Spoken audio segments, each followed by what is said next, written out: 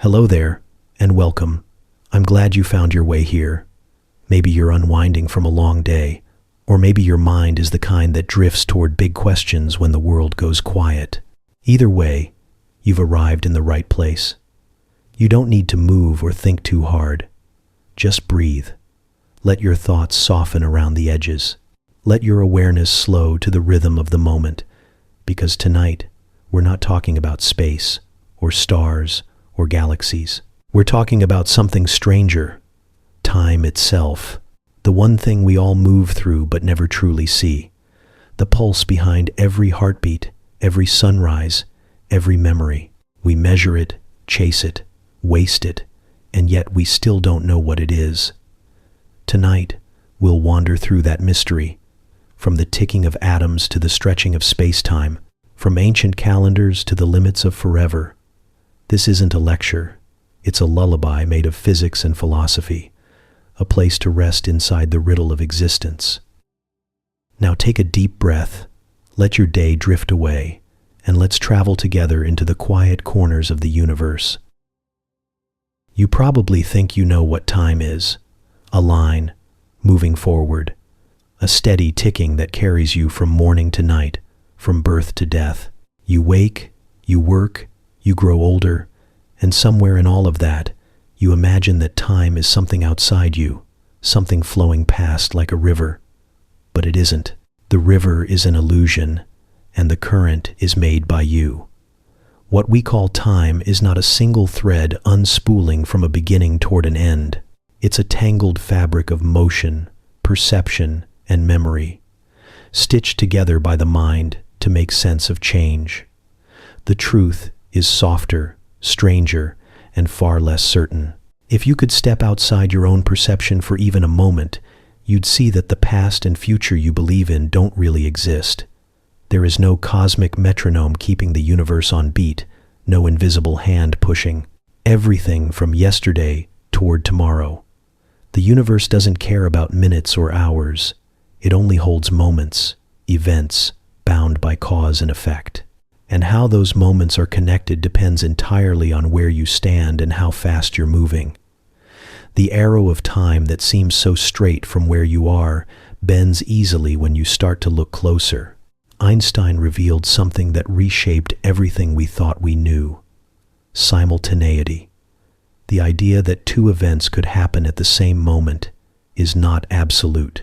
Two observers, moving differently through space, can disagree on which event came first, and both can be right.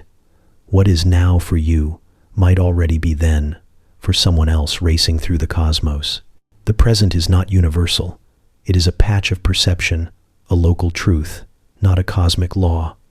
Imagine two lightning bolts striking at opposite ends of a long train. To someone standing still beside the tracks, they flash at the same time.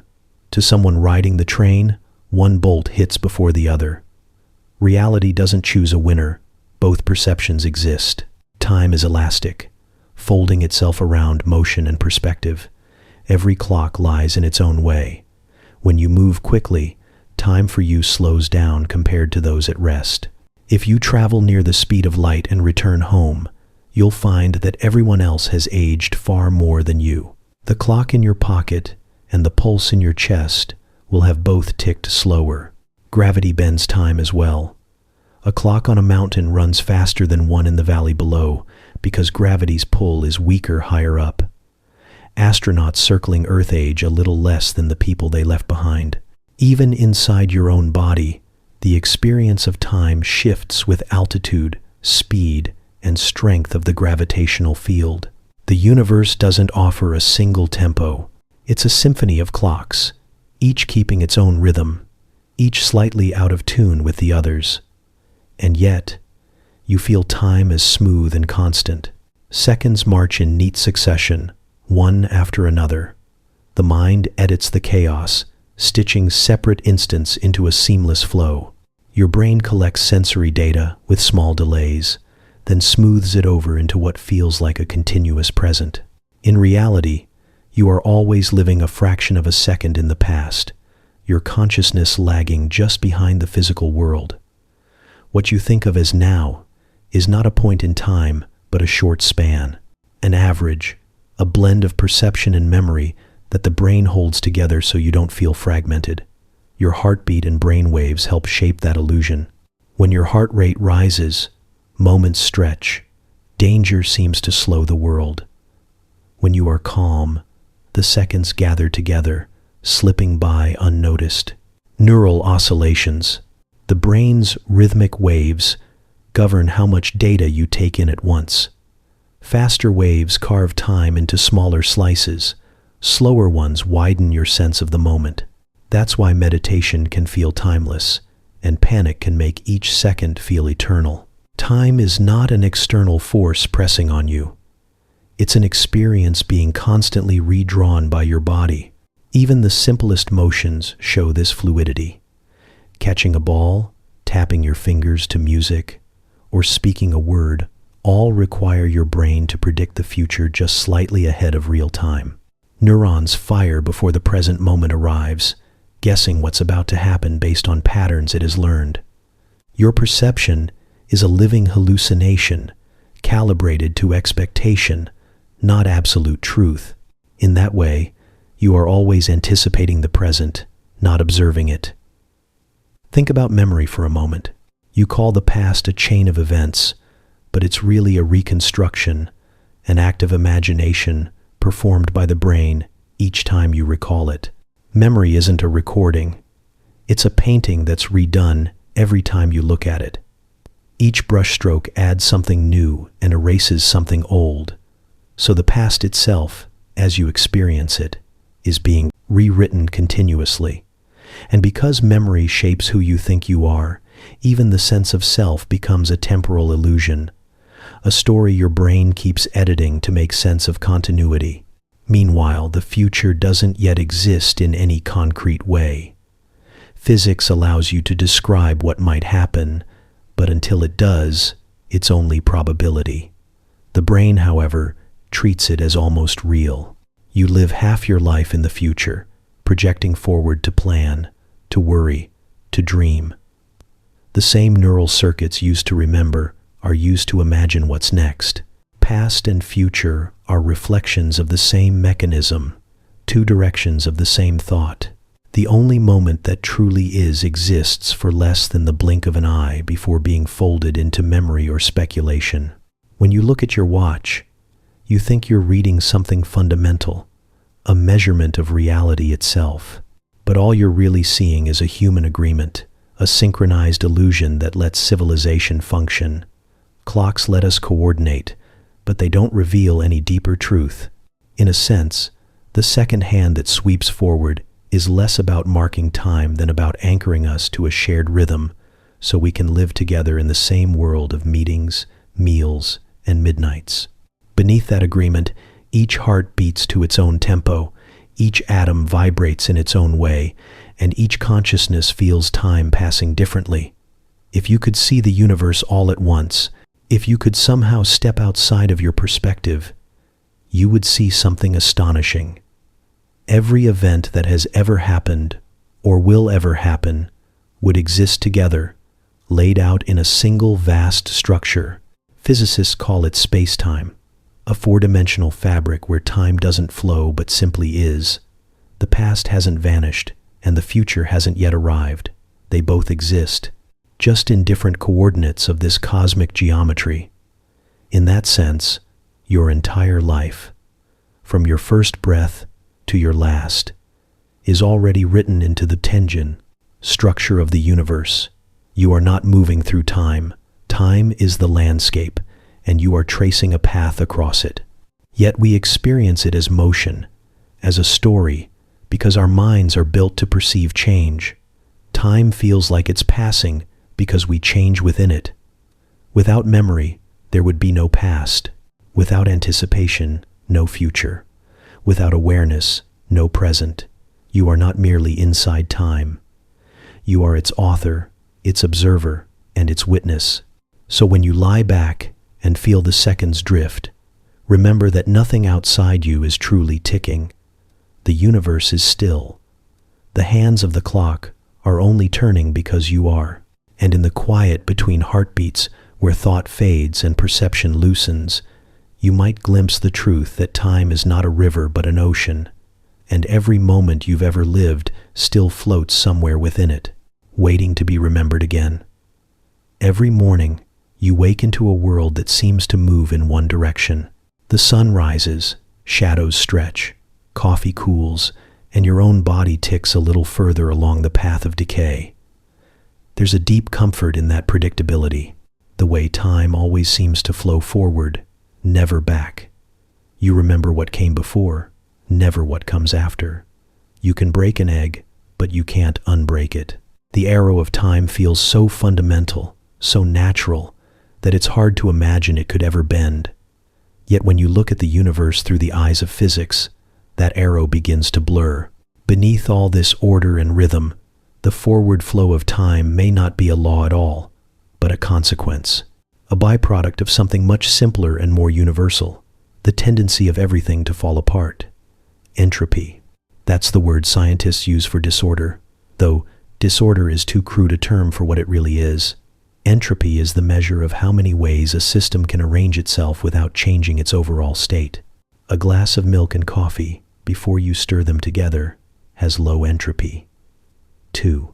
Separate ordered regions. But once you mix them, the swirls disappear, the boundaries dissolve, and the number of microscopic possibilities explodes. The more ways something can be arranged, the higher its entropy. And left to its own devices, the universe always moves toward the higher number, toward chaos. Not because chaos is evil or destructive, but because it's easier. There are more ways to be messy than to be neat. That's why the arrow of time points from the tidy to the tangled, from low entropy to high. A sandcastle collapses, smoke disperses, ice melts, and stars burn their fuel into formless ash. This is the great cosmic tide, not a moral decline or a tragic fall, but a drift toward probability.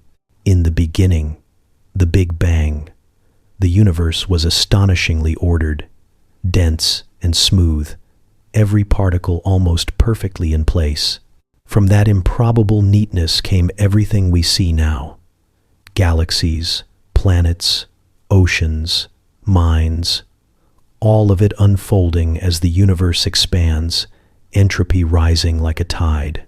The arrow of time is born from that asymmetry. We move forward because the cosmos began improbably simple and has been getting messier ever since. But here's the strange part. The fundamental laws of physics don't care which way time goes. The equations that govern motion, electromagnetism, gravity, they all work perfectly in reverse. Nothing in the math says time has to flow forward. A ball rolling down a hill could just as easily roll up. A shattered cup could reassemble itself, if only the atoms arranged themselves exactly right. The reason that never happens isn't because it's impossible, but because it's fantastically unlikely. The odds of every particle reversing course at once are so small that, for all practical purposes, it will never occur.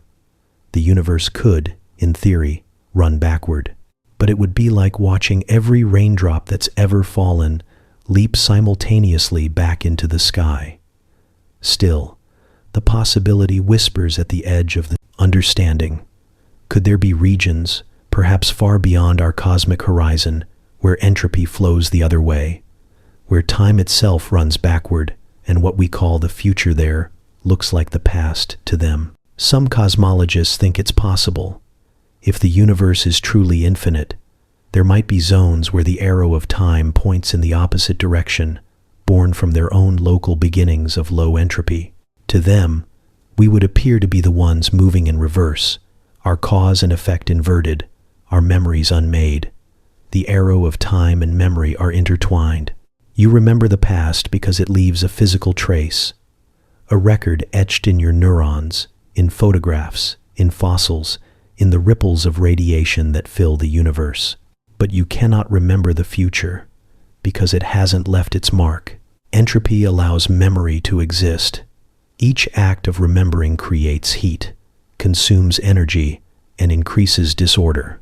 In that sense, even thought obeys the same cosmic rule. To know something, you must leave behind a little trail of chaos. Your brain burns sugar, neurons fire, molecules shift. Memory is entropy made personal. When you watch a movie of a glass shattering, you can tell instantly if it's running backward. But if you were to zoom in to the level of the atoms themselves, you wouldn't see any difference. The forces between them don't favor forward over backward. The arrow only appears when you look at the whole picture, when you see how many configurations are possible. Time's direction is not carved into the microscopic laws but emerges from the vastness of possibility. It's a matter of perspective, of scale, of probability stretched thin across the cosmos. Even so, you can feel entropy in your bones. It's in the fading of a sunset, the cooling of your tea, the quiet erosion of memory. It's in the way every heartbeat uses up a little bit of your finite store of order. You are a temporary defiance against entropy, a structure built by the improbable physics of life, to hold together for a while before the tide takes you back. Every cell in your body fights against the pull of disorder, drawing energy from the sun, from food, from motion, from love, just to stay organized. But the struggle is never ending, and in the end, the universe always wins, not cruelly, but inevitably. And yet, without that inevitability, nothing could exist. The arrow of time gives direction to everything you value. It allows stories to unfold, causes to have effects, seeds to become trees, children to grow into adults. Without entropy increasing, there would be no motion, no temperature, no change. A perfectly ordered universe would be frozen and silent, a single unbroken instant with no before or after. Time's flow is what breathes life into the cosmos, even as it leads everything toward dissolution. When you remember something beautiful, a childhood afternoon, a moment of laughter, a touch, you are watching entropy at work in reverse. Memory reorders the chaos, if only for a moment, creating a brief island of coherence in a sea of randomness. It's why nostalgia feels both sweet and sad. It's the mind fighting the natural current of time, holding on to the shape of something already dissolving. You can't stop the tide, but you can learn to float on it, to let it carry you without fear. Maybe the arrow of time isn't a chain dragging you forward, but a current you can ride. Every breath you take, every cell that divides, every thought that flickers across your mind is a small act of surrender to that current, and also a small act of creation within it. You are made of stars that burned their fuel long ago, of entropy transformed into order one last time before scattering back into space. The universe is not falling apart, it is unfolding. And so the arrow of time continues, steady in one way, yet endlessly rich. It's what lets you tell your story from beginning to end, even though the cosmos itself may not care about beginnings or endings. Somewhere, maybe, time could flow backward. But here, in this fragile world of memory and motion, it moves forward because that's the only way anything can be known, felt, or loved. The past is written in the ashes of stars. The future waits like dust, ready to be shaped. All of it carried on the slow, shimmering tide of entropy, an arrow pointing not toward destruction, but toward change, toward becoming, toward the quiet beauty of what it means to move at all. Long before clocks, before calendars, before numbers ruled the hours, people watched the sky. The earliest measure of time wasn't counted in minutes or seconds, but in shadows, moons, and stars. The first humans learned to read the slow turning of the heavens, as though the universe were breathing.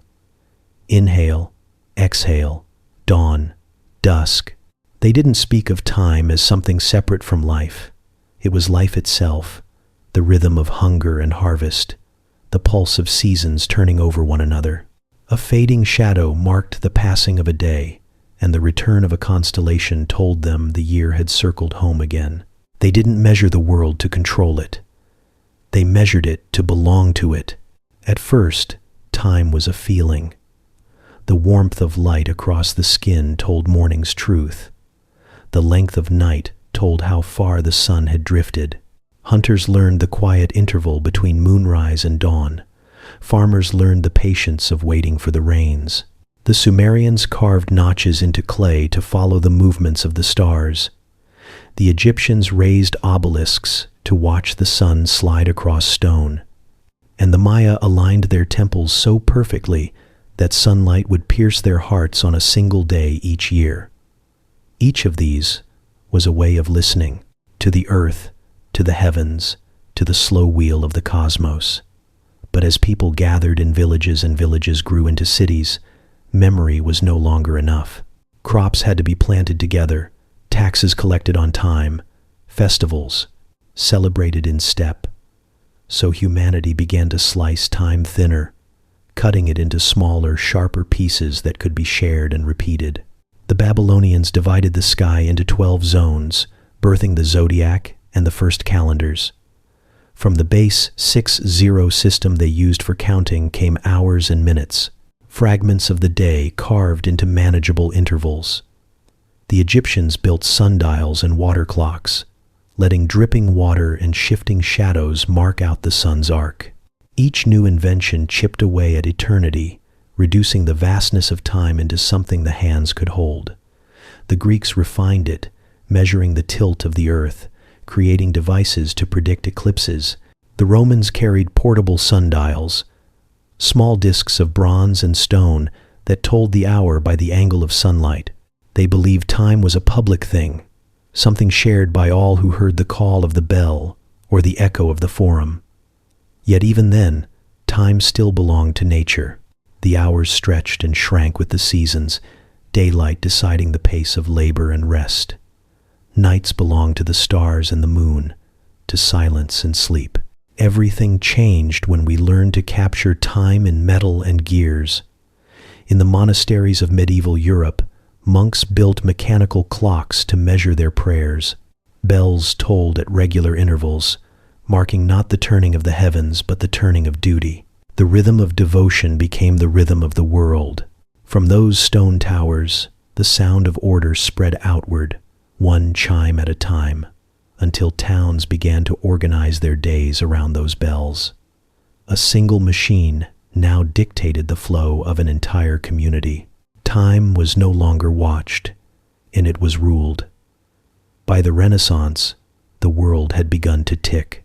Craftsmen built spring-driven watches, delicate instruments of brass and balance, carried like secrets in pockets and pouches. The precision of these devices changed everything. For the first time, people could experience time privately, divorced from the communal sound of bells or the natural cues of sunrise.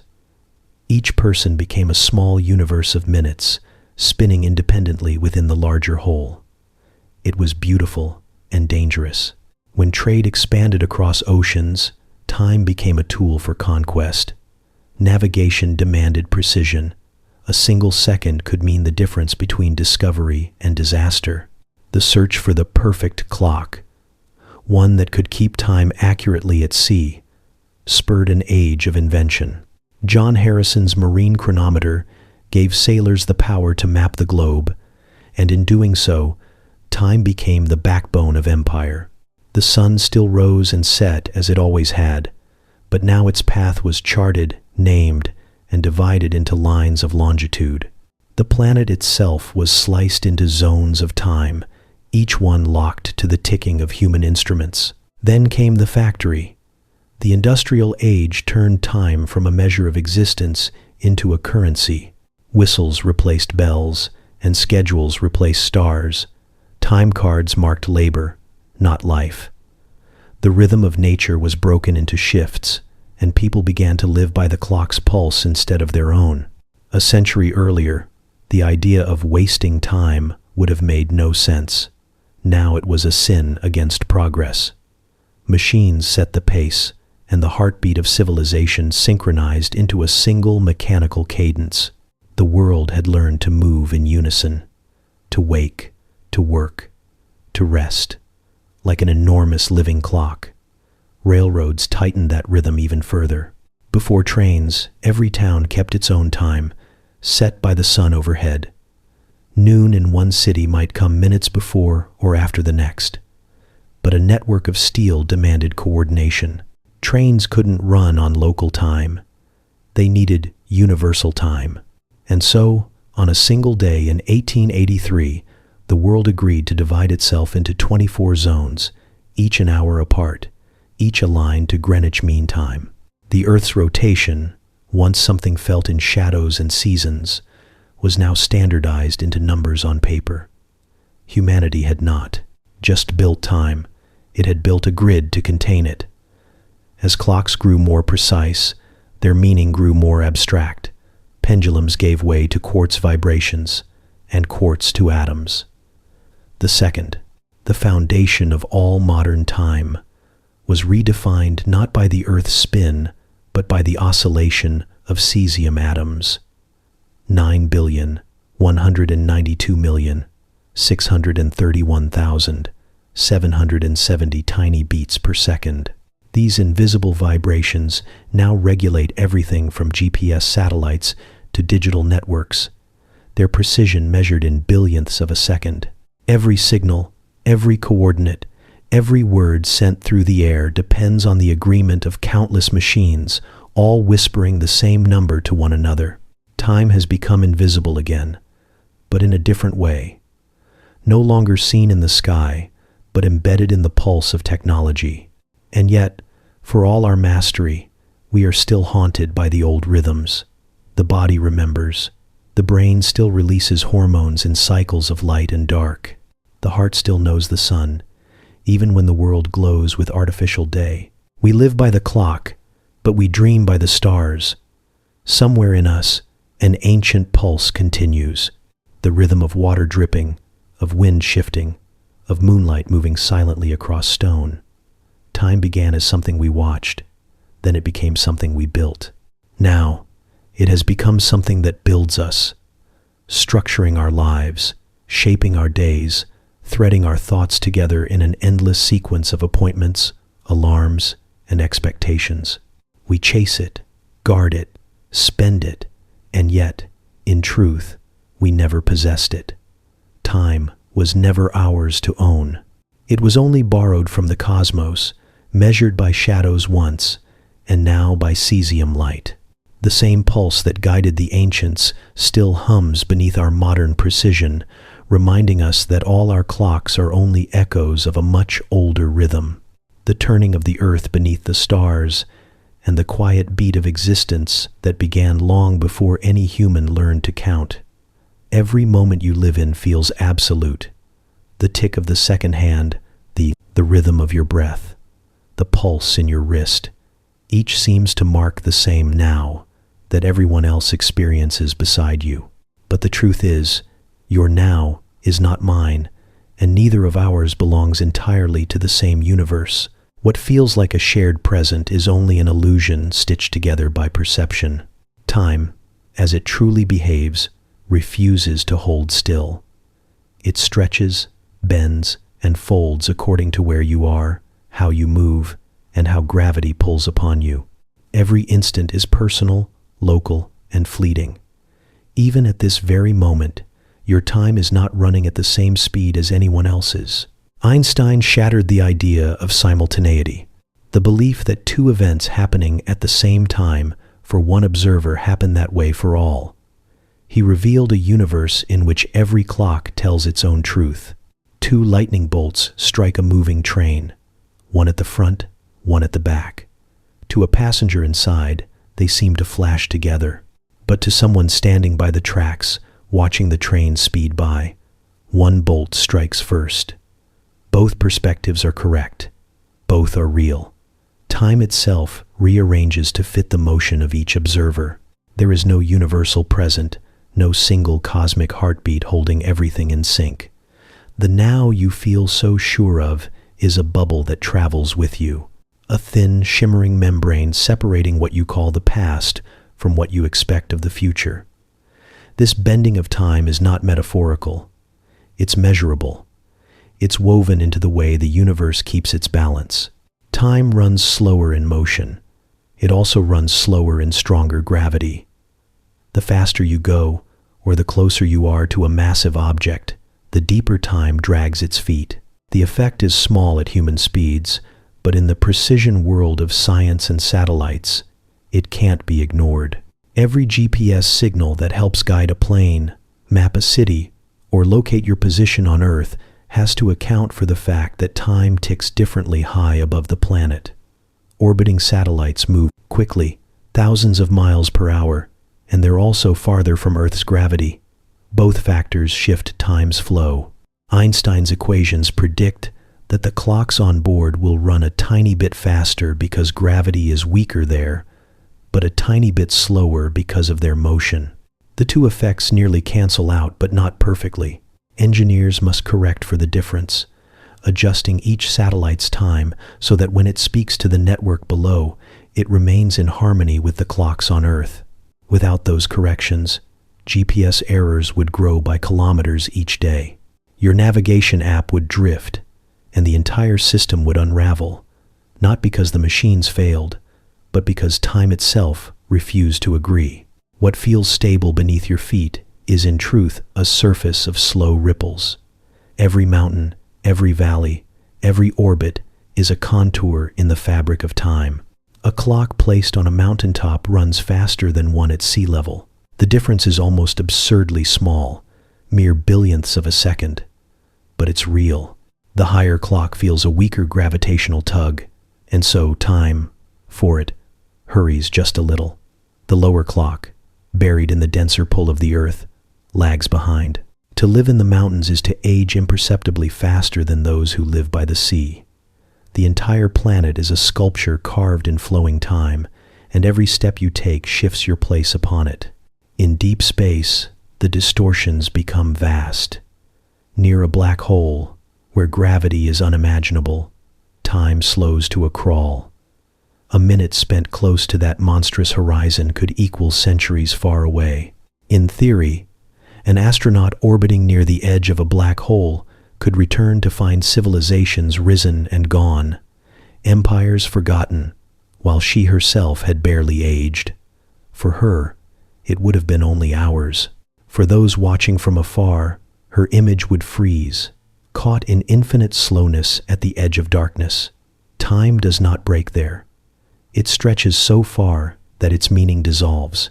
This strange elasticity of time was first glimpsed, not in black holes, but in thought experiments.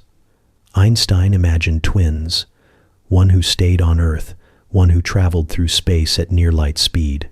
For the traveler, the journey would feel brief. Her heart would beat slower, her body's atoms vibrate more leisurely, her onboard clock tick gently forward. Yet when she returned home, she would find her sibling aged beyond recognition. The twin who stayed behind would have lived through decades. The traveler would have lived through only a handful of years. Each twin experienced their own steady flow of seconds. Neither felt any difference. But the universe had recorded their paths differently, and their reunion would reveal how deeply time had curved between them. It sounds impossible, but the effect has been tested and proven. When scientists flew atomic clocks around the world in opposite directions, they returned with slightly different readings. Moving clocks had indeed slowed down. Even the muons, tiny particles created in the upper atmosphere, live longer when they travel fast, surviving far beyond what would be expected at rest. They are particles defying decay through velocity, proving that motion stretches time's fabric like elastic. Speed is not just distance over time. Speed reshapes time itself. Imagine, then, what it means for consciousness. Every experience you have depends on the delay between what happens and what you perceive. Light takes time to reach your eyes, sound to reach your ears.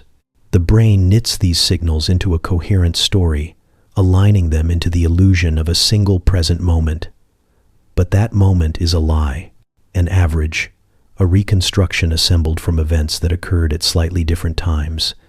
Your now is already a fraction of a second old by the time you feel it. Every human lives in the past, endlessly catching up to a universe already in motion. And yet, somehow, it feels whole. Your mind bridges the gaps, smoothing over the differences until the world seems seamless. In truth, there are as many timelines as there are observers, each one threading its way through the same universe, each one convinced it holds the true present. The reality is more like a vast, shimmering web of moments, all existing together, each depending on where and how you are moving. If you were to race away from Earth at near light speed and look back, you would see the planet not as it is, but as it was. The light from home would take years to reach you, carrying images of a world that has already changed. Meanwhile, someone watching you from Earth would see you moving more slowly, your clock ticking in slow motion, your life unfolding at a different pace. Both would be right. Both truths would coexist, neither superior nor false. The universe doesn't keep one clock. It keeps billions. Every atom oscillates at its own rate. Every planet spins in its own rhythm. Every observer carries a slightly different present. Now is not a point shared across space. It is a local experience, a private alignment between perception and motion. Somewhere out there, countless beings are living in your future, others still lingering in what you would call the past, all equally real, all unfolding together in the vast continuum of space-time. Perhaps this is why time feels mysterious, even sacred. It isn't a single stream flowing past us, but an ocean in which we drift, each of us leaving ripples that spread in all directions.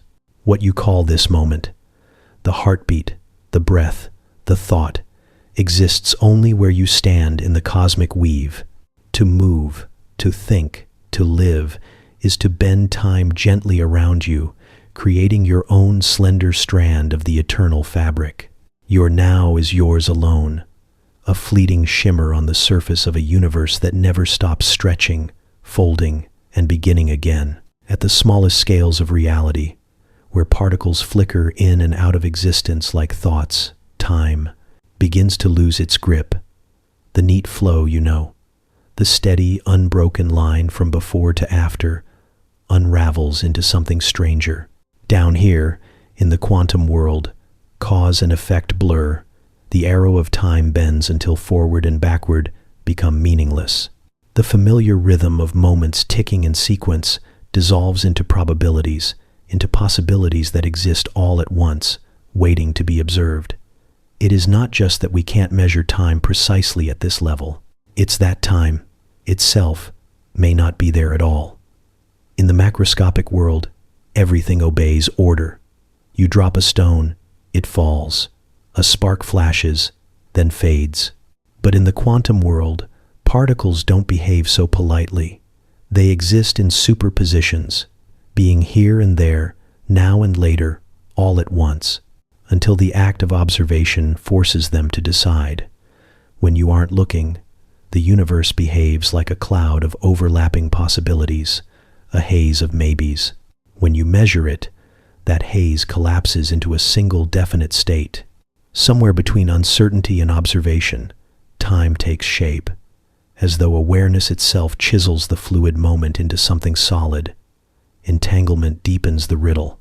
Two particles can become bound in such a way that their fates mirror one another instantly, no matter how far apart they drift. Change one, and the other responds immediately, as if the distance between them doesn't exist. Einstein called it spooky action at a distance, because it seemed to defy the speed of light. The ultimate cosmic limit. The deeper puzzle isn't just how they communicate, but when. If one particle reacts before the signal could possibly reach it, which moment counts as the cause and which as the effect? For an observer near one particle, the reaction might happen first. For another observer near the other, it might happen second. There is no shared now, no universal clock. The particles ignore chronology altogether. Some physicists think this means time itself is not fundamental but emergent.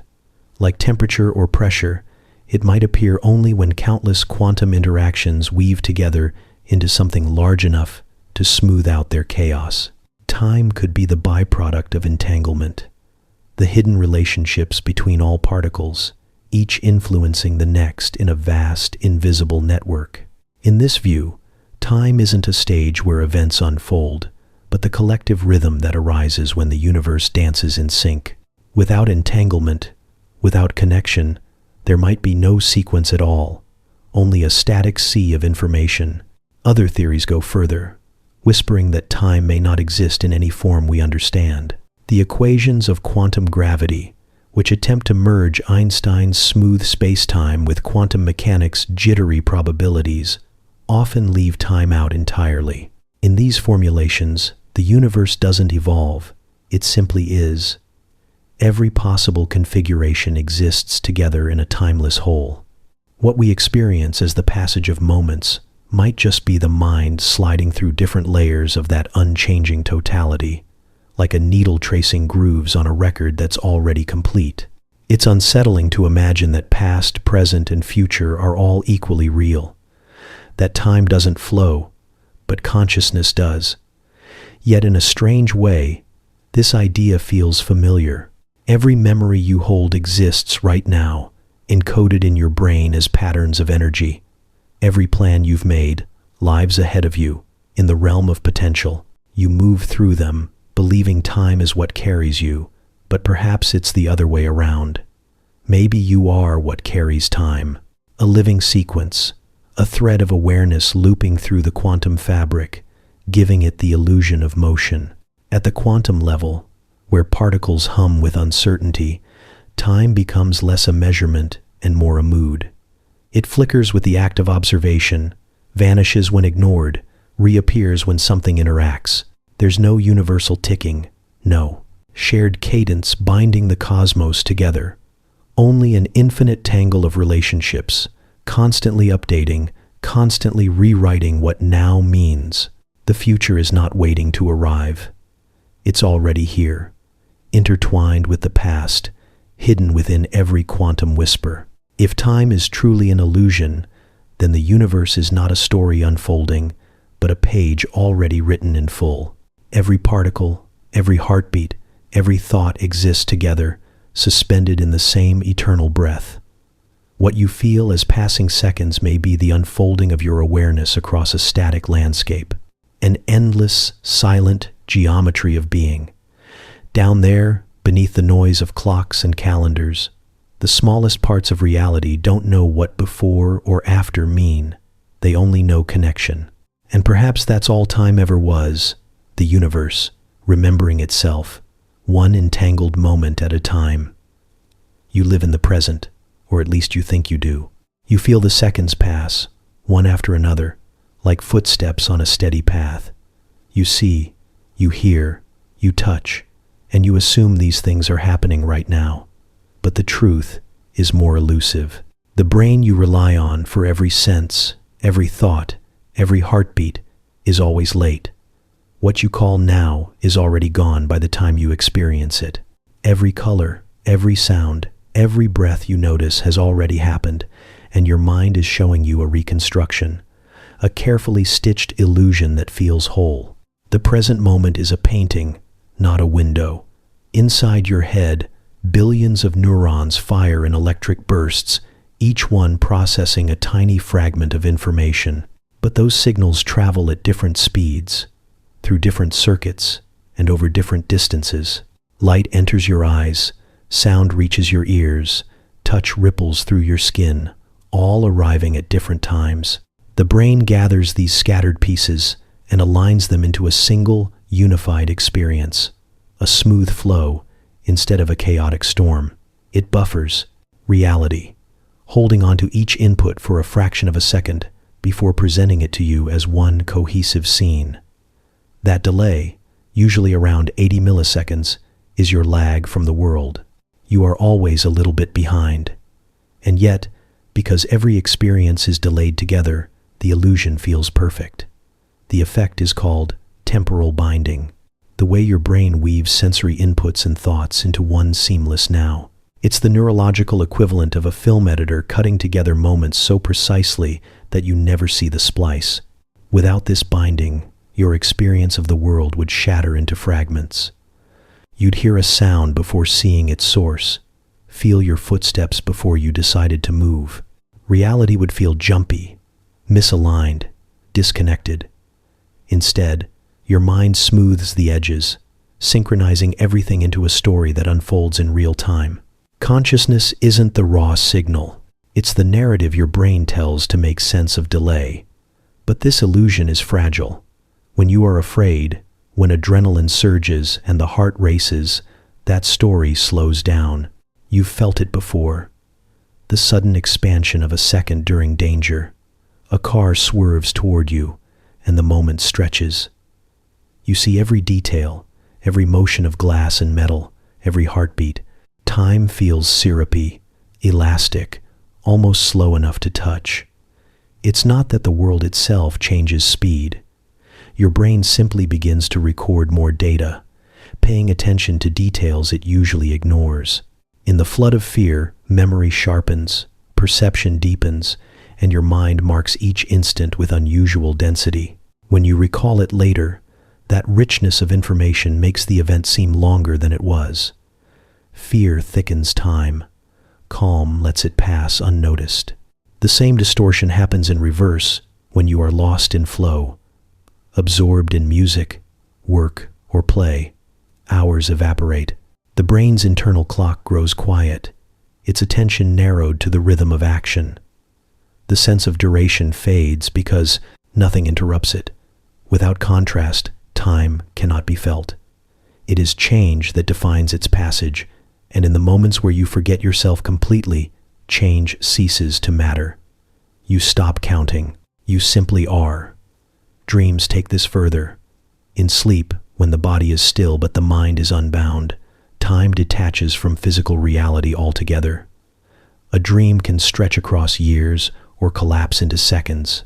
The brain, freed from the anchor of external cues, invents its own tempo. Neural activity still flows, but the circuits responsible for measuring duration go quiet.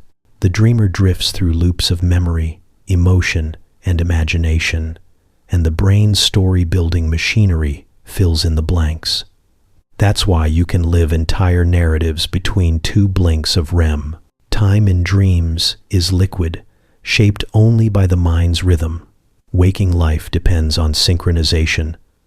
Light, sound, motion, heartbeat.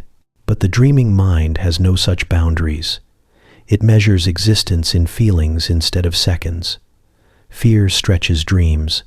Desire prolongs them. Relief ends them instantly. When you wake, the sensation of dream time vanishes, leaving only the outline of what you felt, not how long it lasted. In that way, dreams remind you that time isn't a constant river, but a reflection of consciousness itself. Meditation reveals this too, but in waking stillness. When you close your eyes, breathe slowly, and let thoughts settle, time begins to dissolve. The mind no longer rushes to assemble the fragments of sensory input into a coherent stream. It allows them to arrive unedited, in their own rhythm. The illusion of continuity softens. Seconds lose their edges. Some practitioners describe this as timelessness, but it's more precise to say it's the absence of temporal stitching. Without the brain's constant editing, the moments between thoughts grow wider, more luminous. You don't stop time, you simply stop measuring it. At the deepest levels of meditation, the body's internal clocks, those circuits that track heartbeat and breath, fall into synchrony. Studies show the brain's oscillations slow, aligning with the pulse, creating a state of calm coherence. The experience is one of vast spaciousness, as though the boundaries of past and future have melted away. The world still moves, but you no longer feel its motion. The present ceases to be something that passes and becomes something that simply is, all your life. You've believed in the steady march of seconds, in the linear rhythm of existence. But the brain does not perceive time directly. It constructs it. It measures change, tracks patterns, builds memory, and from these things, it imagines a flow. The you that experiences this flow is also a construction, an echo traveling just behind the physical present. Every thought you have is a memory of itself, delayed by the machinery that created it. And yet, in that delay, meaning arises.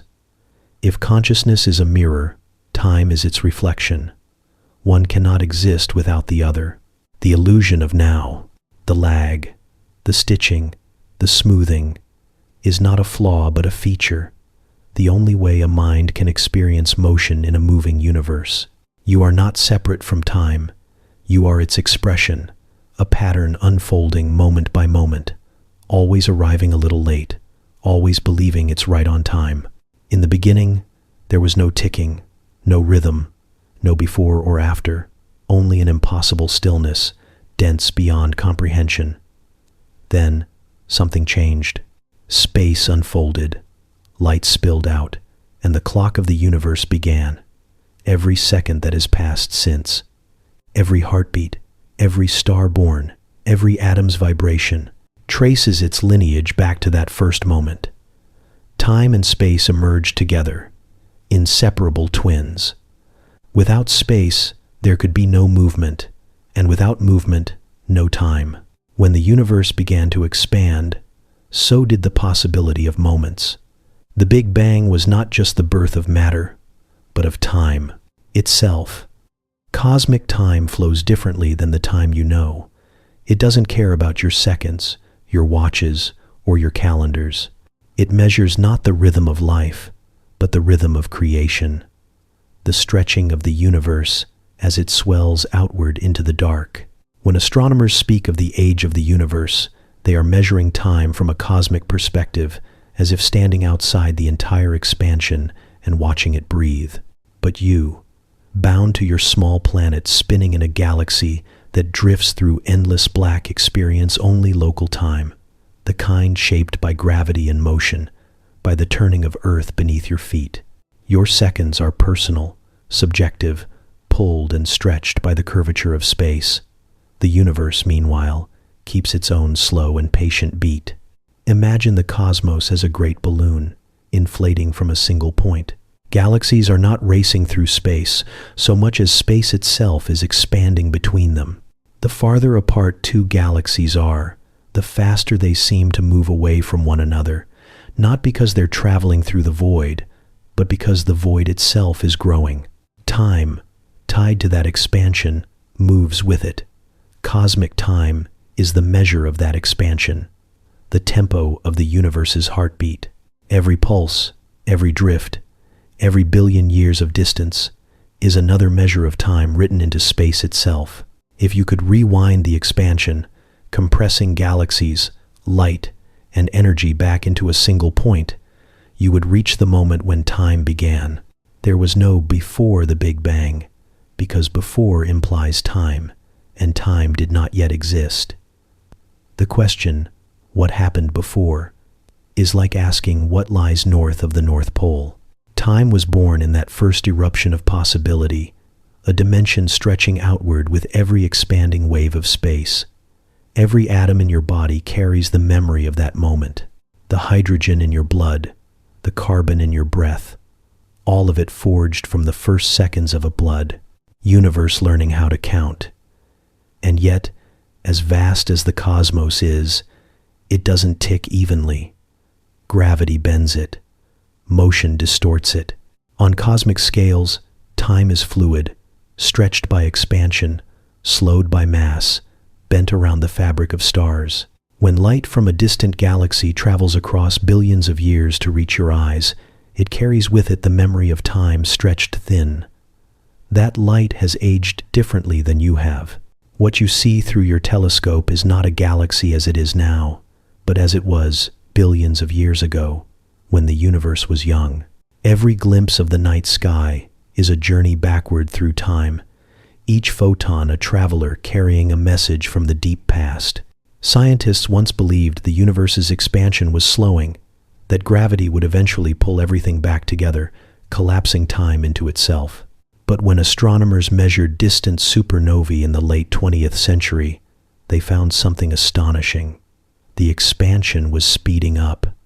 The universe wasn't slowing down. It was accelerating. Something unseen, something unknown, was pushing everything apart faster and faster. They called it dark energy, though the name explains nothing. It might be a property of space itself, an invisible pressure woven into the vacuum. It might be something even stranger, a consequence of physics we haven't yet discovered. As the universe expands faster, cosmic time accelerates with it.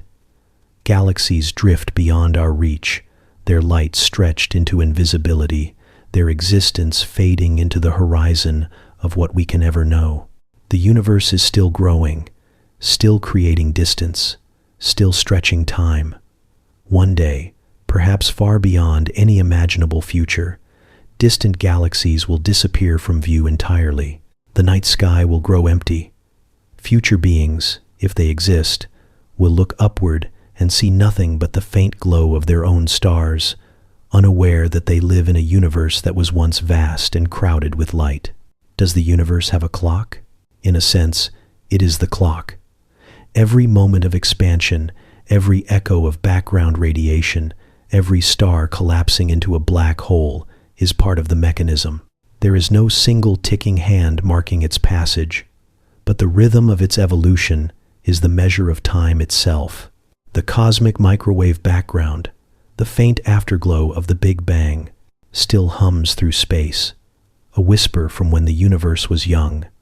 That glow is a kind of timestamp, a relic of the moment when light first broke free to travel unimpeded through space.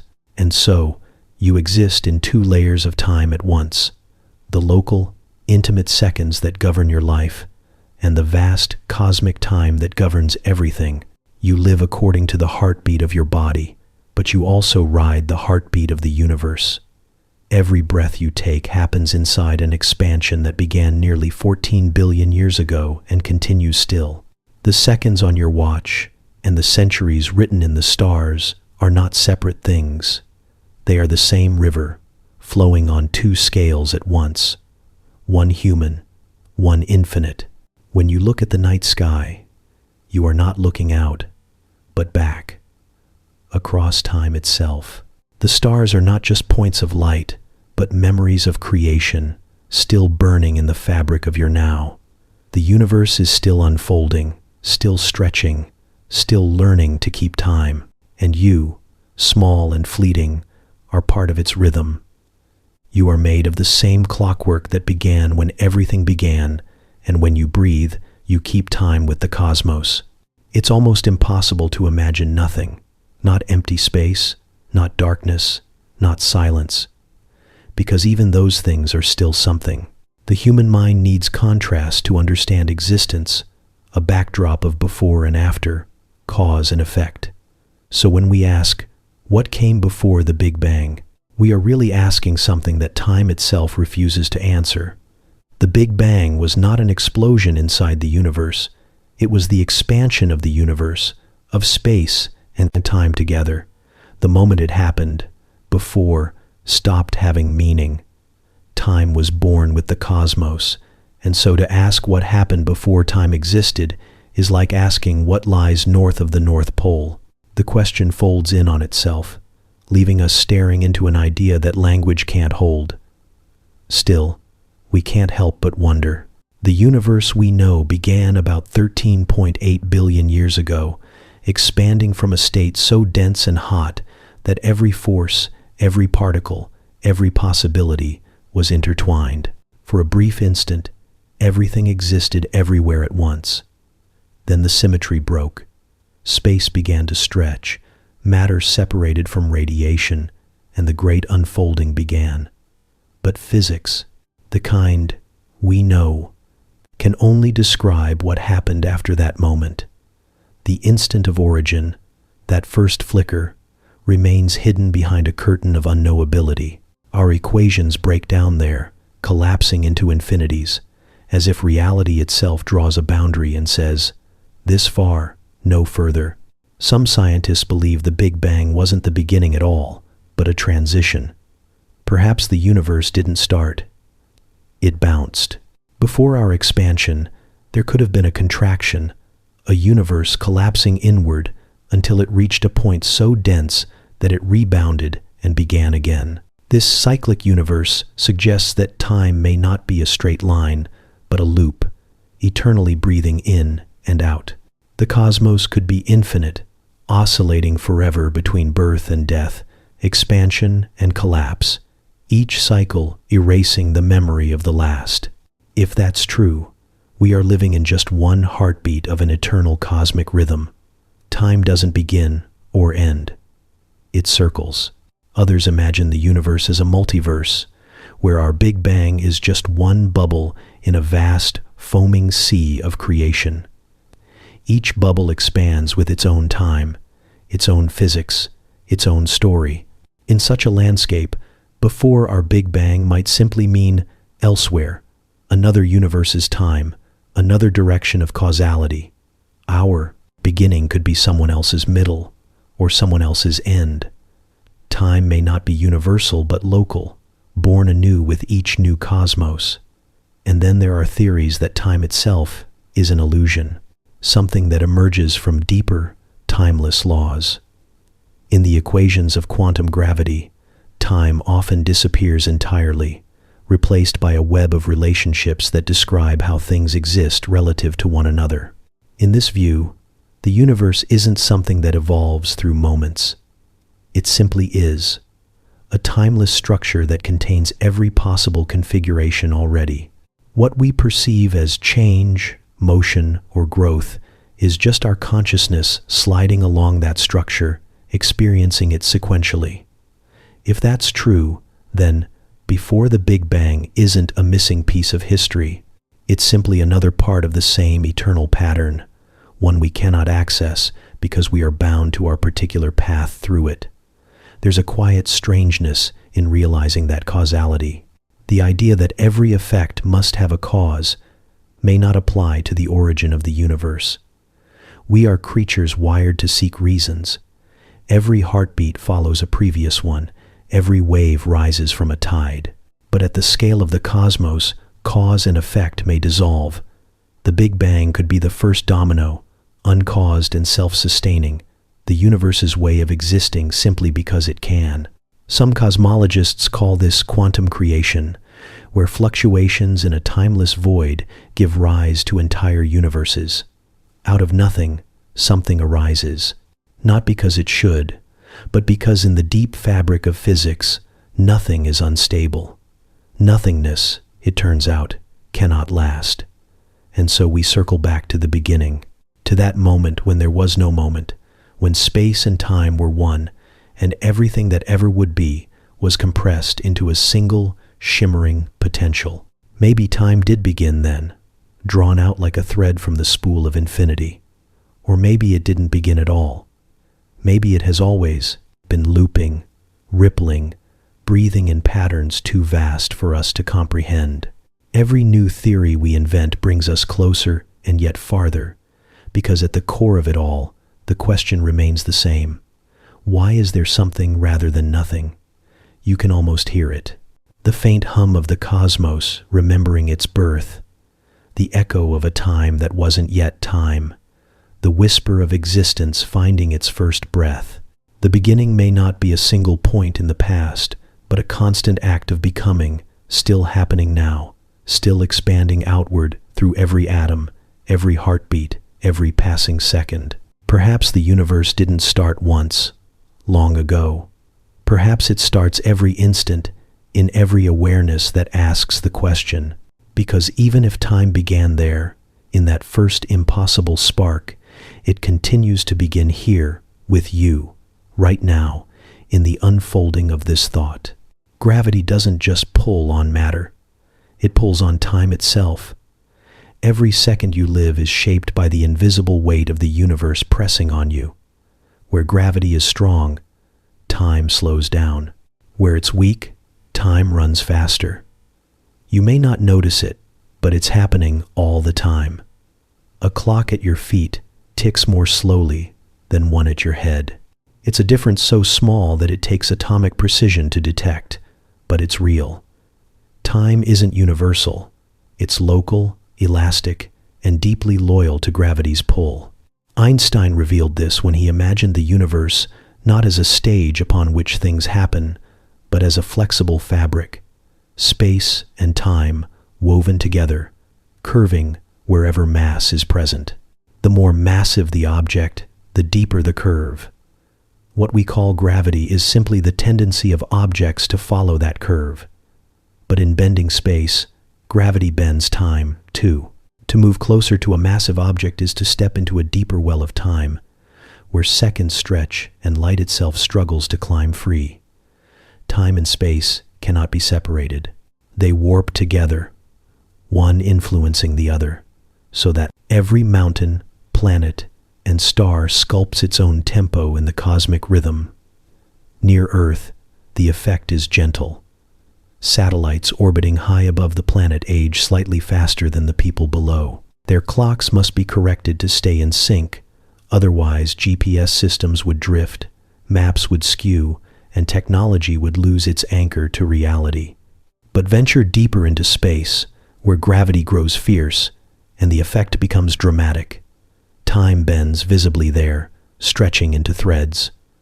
A second, near a massive object, could equal hours, or years, in the far away. The closer you are to gravity's heart, the slower your clock beats. Now, imagine approaching a black hole, that strange region where gravity becomes absolute. A star collapses under its own weight, its matter crushed into a single point so dense that even light cannot escape. Around it forms the event horizon, the boundary beyond which time and space trade places. To an outside observer, anything nearing that edge appears to move slower and slower, as if frozen. Light from the falling object stretches into red, fading until it disappears. The traveler never seems to cross the horizon. They are suspended forever at the edge of eternity. But from the traveler's point of view, the crossing happens effortlessly.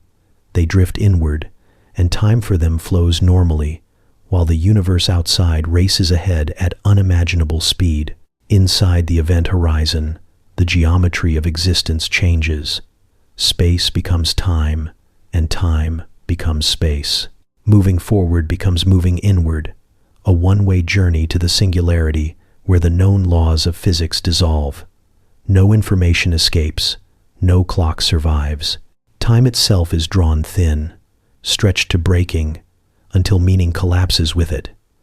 To fall into a black hole is to experience the ultimate consequence of gravity's grip, the unraveling of time's continuity. And yet, from the universe's point of view, nothing ever truly reaches that point. To distant eyes, time slows endlessly, as matter falls, frozen forever in approach. The black hole's surface is painted with the ghosts of everything it has consumed, their final moments smeared across the horizon like a cosmic memory. This frozen boundary is a paradox, at once an ending and a beginning, a surface where time stops locally but continues everywhere else. Gravitational time dilation doesn't belong only to black holes. It happens everywhere mass exists. You feel it, faintly, each moment you stand on Earth's surface. The deeper you are within the planet's gravitational field, the slower your seconds pass compared to someone higher above. It's imperceptible but universal. Time is never flat. It's always curved, always under tension, always pulled by gravity's invisible hand. This bending of time creates strange possibilities. In theory, you could use gravity itself to travel into the future. If you orbited close enough to a black hole, surviving the immense tides and radiation, minutes for you could equal years for those far away. You could return to find civilizations changed, centuries gone, while you had only blinked. It would not be magic or science fiction. It would simply be the mathematics of space-time unfolding as it must. Gravity doesn't destroy time, it sculpts it, slowing it down so that eternity can stretch across moments. Einstein once wrote that the distinction between past, present, and future is only a stubborn illusion. Gravity makes that illusion visible. It shows that time isn't a single thread but a field, warped by energy and mass, molded by the universe's own weight. Every second you experience has its own depth, its own curve, its own story written in the geometry of space. If you could see time, you would see it ripple around planets, pool beneath stars, spiral into black holes like silk caught in a whirlpool. You would see it stretch and twist, tethered to gravity everywhere it flows. The universe doesn't tick evenly. It breathes. Every world, every mass, every particle draws in and releases the fabric of time like a cosmic tide. And you, standing here, are part of that tide. Your seconds are not separate from the stars. They are shaped by them, bent by their gravity, slowed by their ancient pull. In a universe where even light can falter, your time is a fragile current, always stretching, always falling, forever caught in the soft, invisible grip of eternity. Every moment you live feels singular, one heartbeat following another, one decision unfolding into the next, a single thread weaving your story through time. But what if that's not true? What if each choice you make, every pause, every hesitation, every yes and every no, splits the universe in two? Somewhere, right now, another version of you is reading a different line of this story, taking a slightly different breath, living a life that branched from this one by the smallest flicker of possibility. Every decision, every quantum tremor, every particle's uncertain dance spawns another reality, each as real as the one you're in. You live in one, but infinitely many exist. This is the strange idea behind the many worlds interpretation, a theory born from the quantum realm, where the smallest pieces of existence refuse to behave predictably. Down there, in the subatomic world, particles do not settle on one outcome until they are observed. They exist in a superposition of all possible states, here and there, up and down, before and after, all at once. Observation doesn't merely reveal reality, it seems to create it, collapsing those possibilities into one outcome. But perhaps, says this interpretation, nothing truly collapses. Perhaps all possibilities happen, each in its own universe. The world doesn't choose a path, it takes them all, endlessly dividing into a vast, unseen forest of realities. In this picture of existence, there is no singular timeline. Every action that could happen does happen, branching into its own version of history.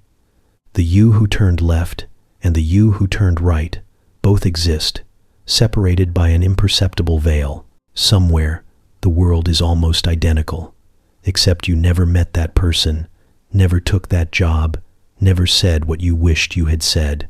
Each choice is an axis of divergence, a crack in the glass that multiplies rather than shatters. You are one note in a symphony of selves, each version unaware of the others, all humming their own versions of time. If all realities exist, what happens to the arrow of time? Does each universe carry its own flow, its own direction of entropy? Some physicists think so. Each branch could hold its own expansion of disorder, its own sequence of causes and effects. Time may not be a single current shared across universes, but a property of each, running in parallel yet never touching. In one, the future unfolds as you know it.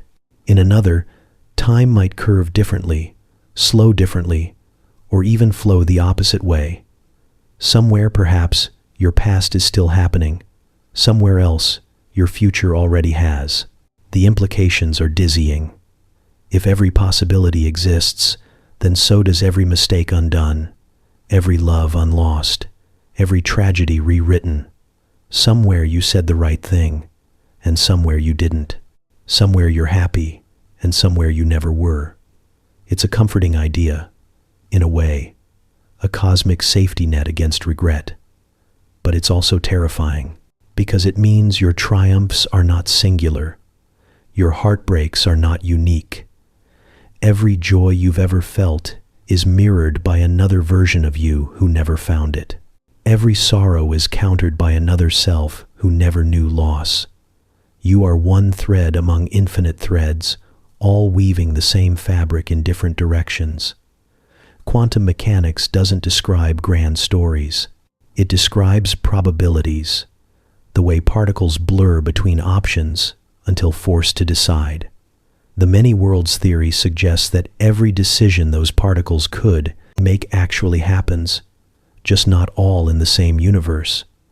When a photon passes through a slit, it doesn't pick one path.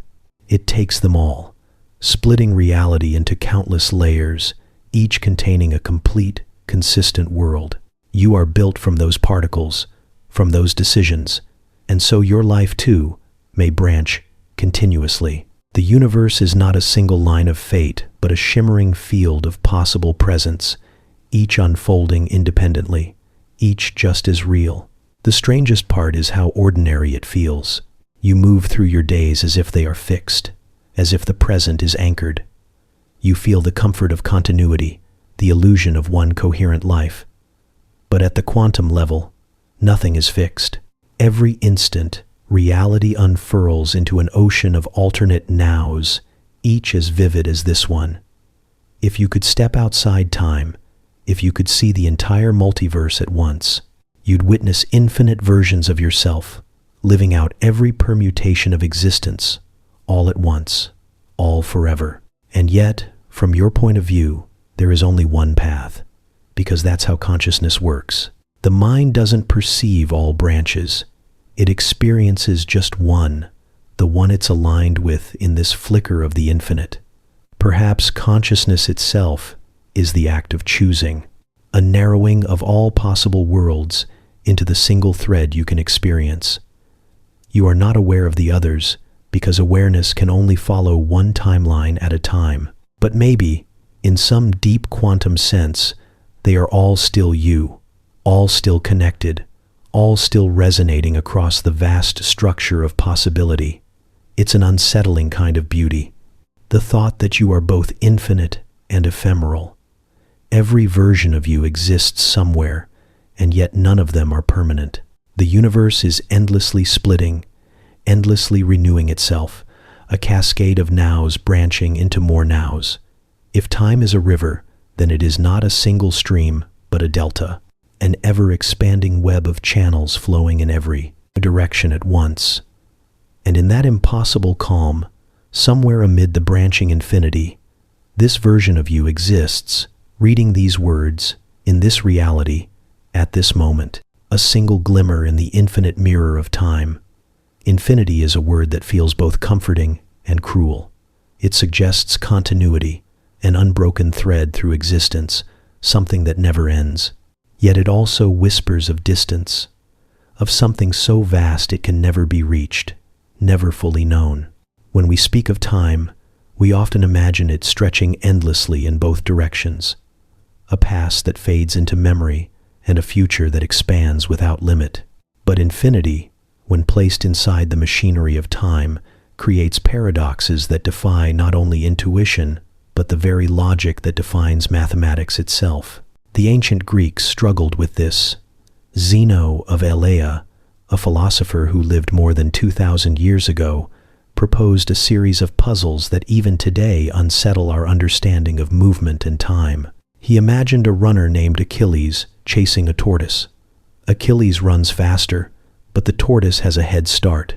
To catch it, Achilles must first reach the point where the tortoise began. But by the time he does, the tortoise has moved a little farther. Each time Achilles reaches the tortoise's last position, there's still some distance left between them, smaller each time, but never fully gone. By dividing the chase into infinite steps, Zeno concluded Achilles would never truly catch up.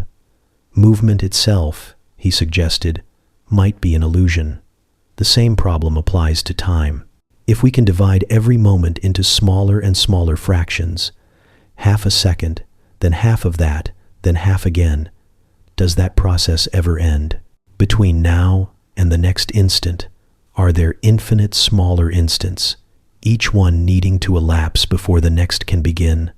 If so, how does anything ever happen at all?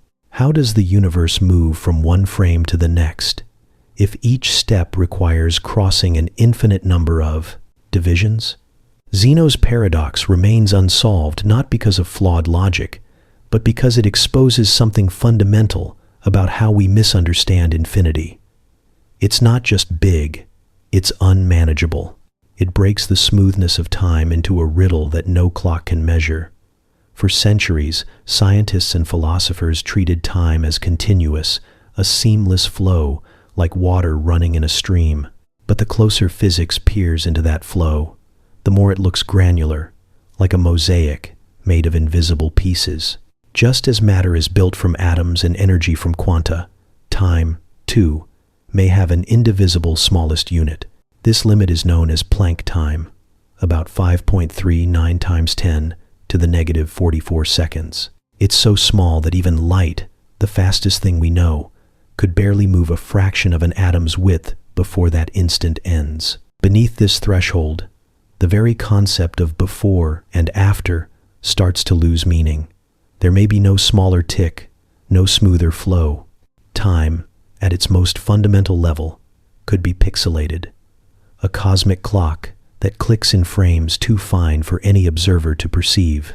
If this is true, then the illusion of continuity we experience may be like watching a film reel.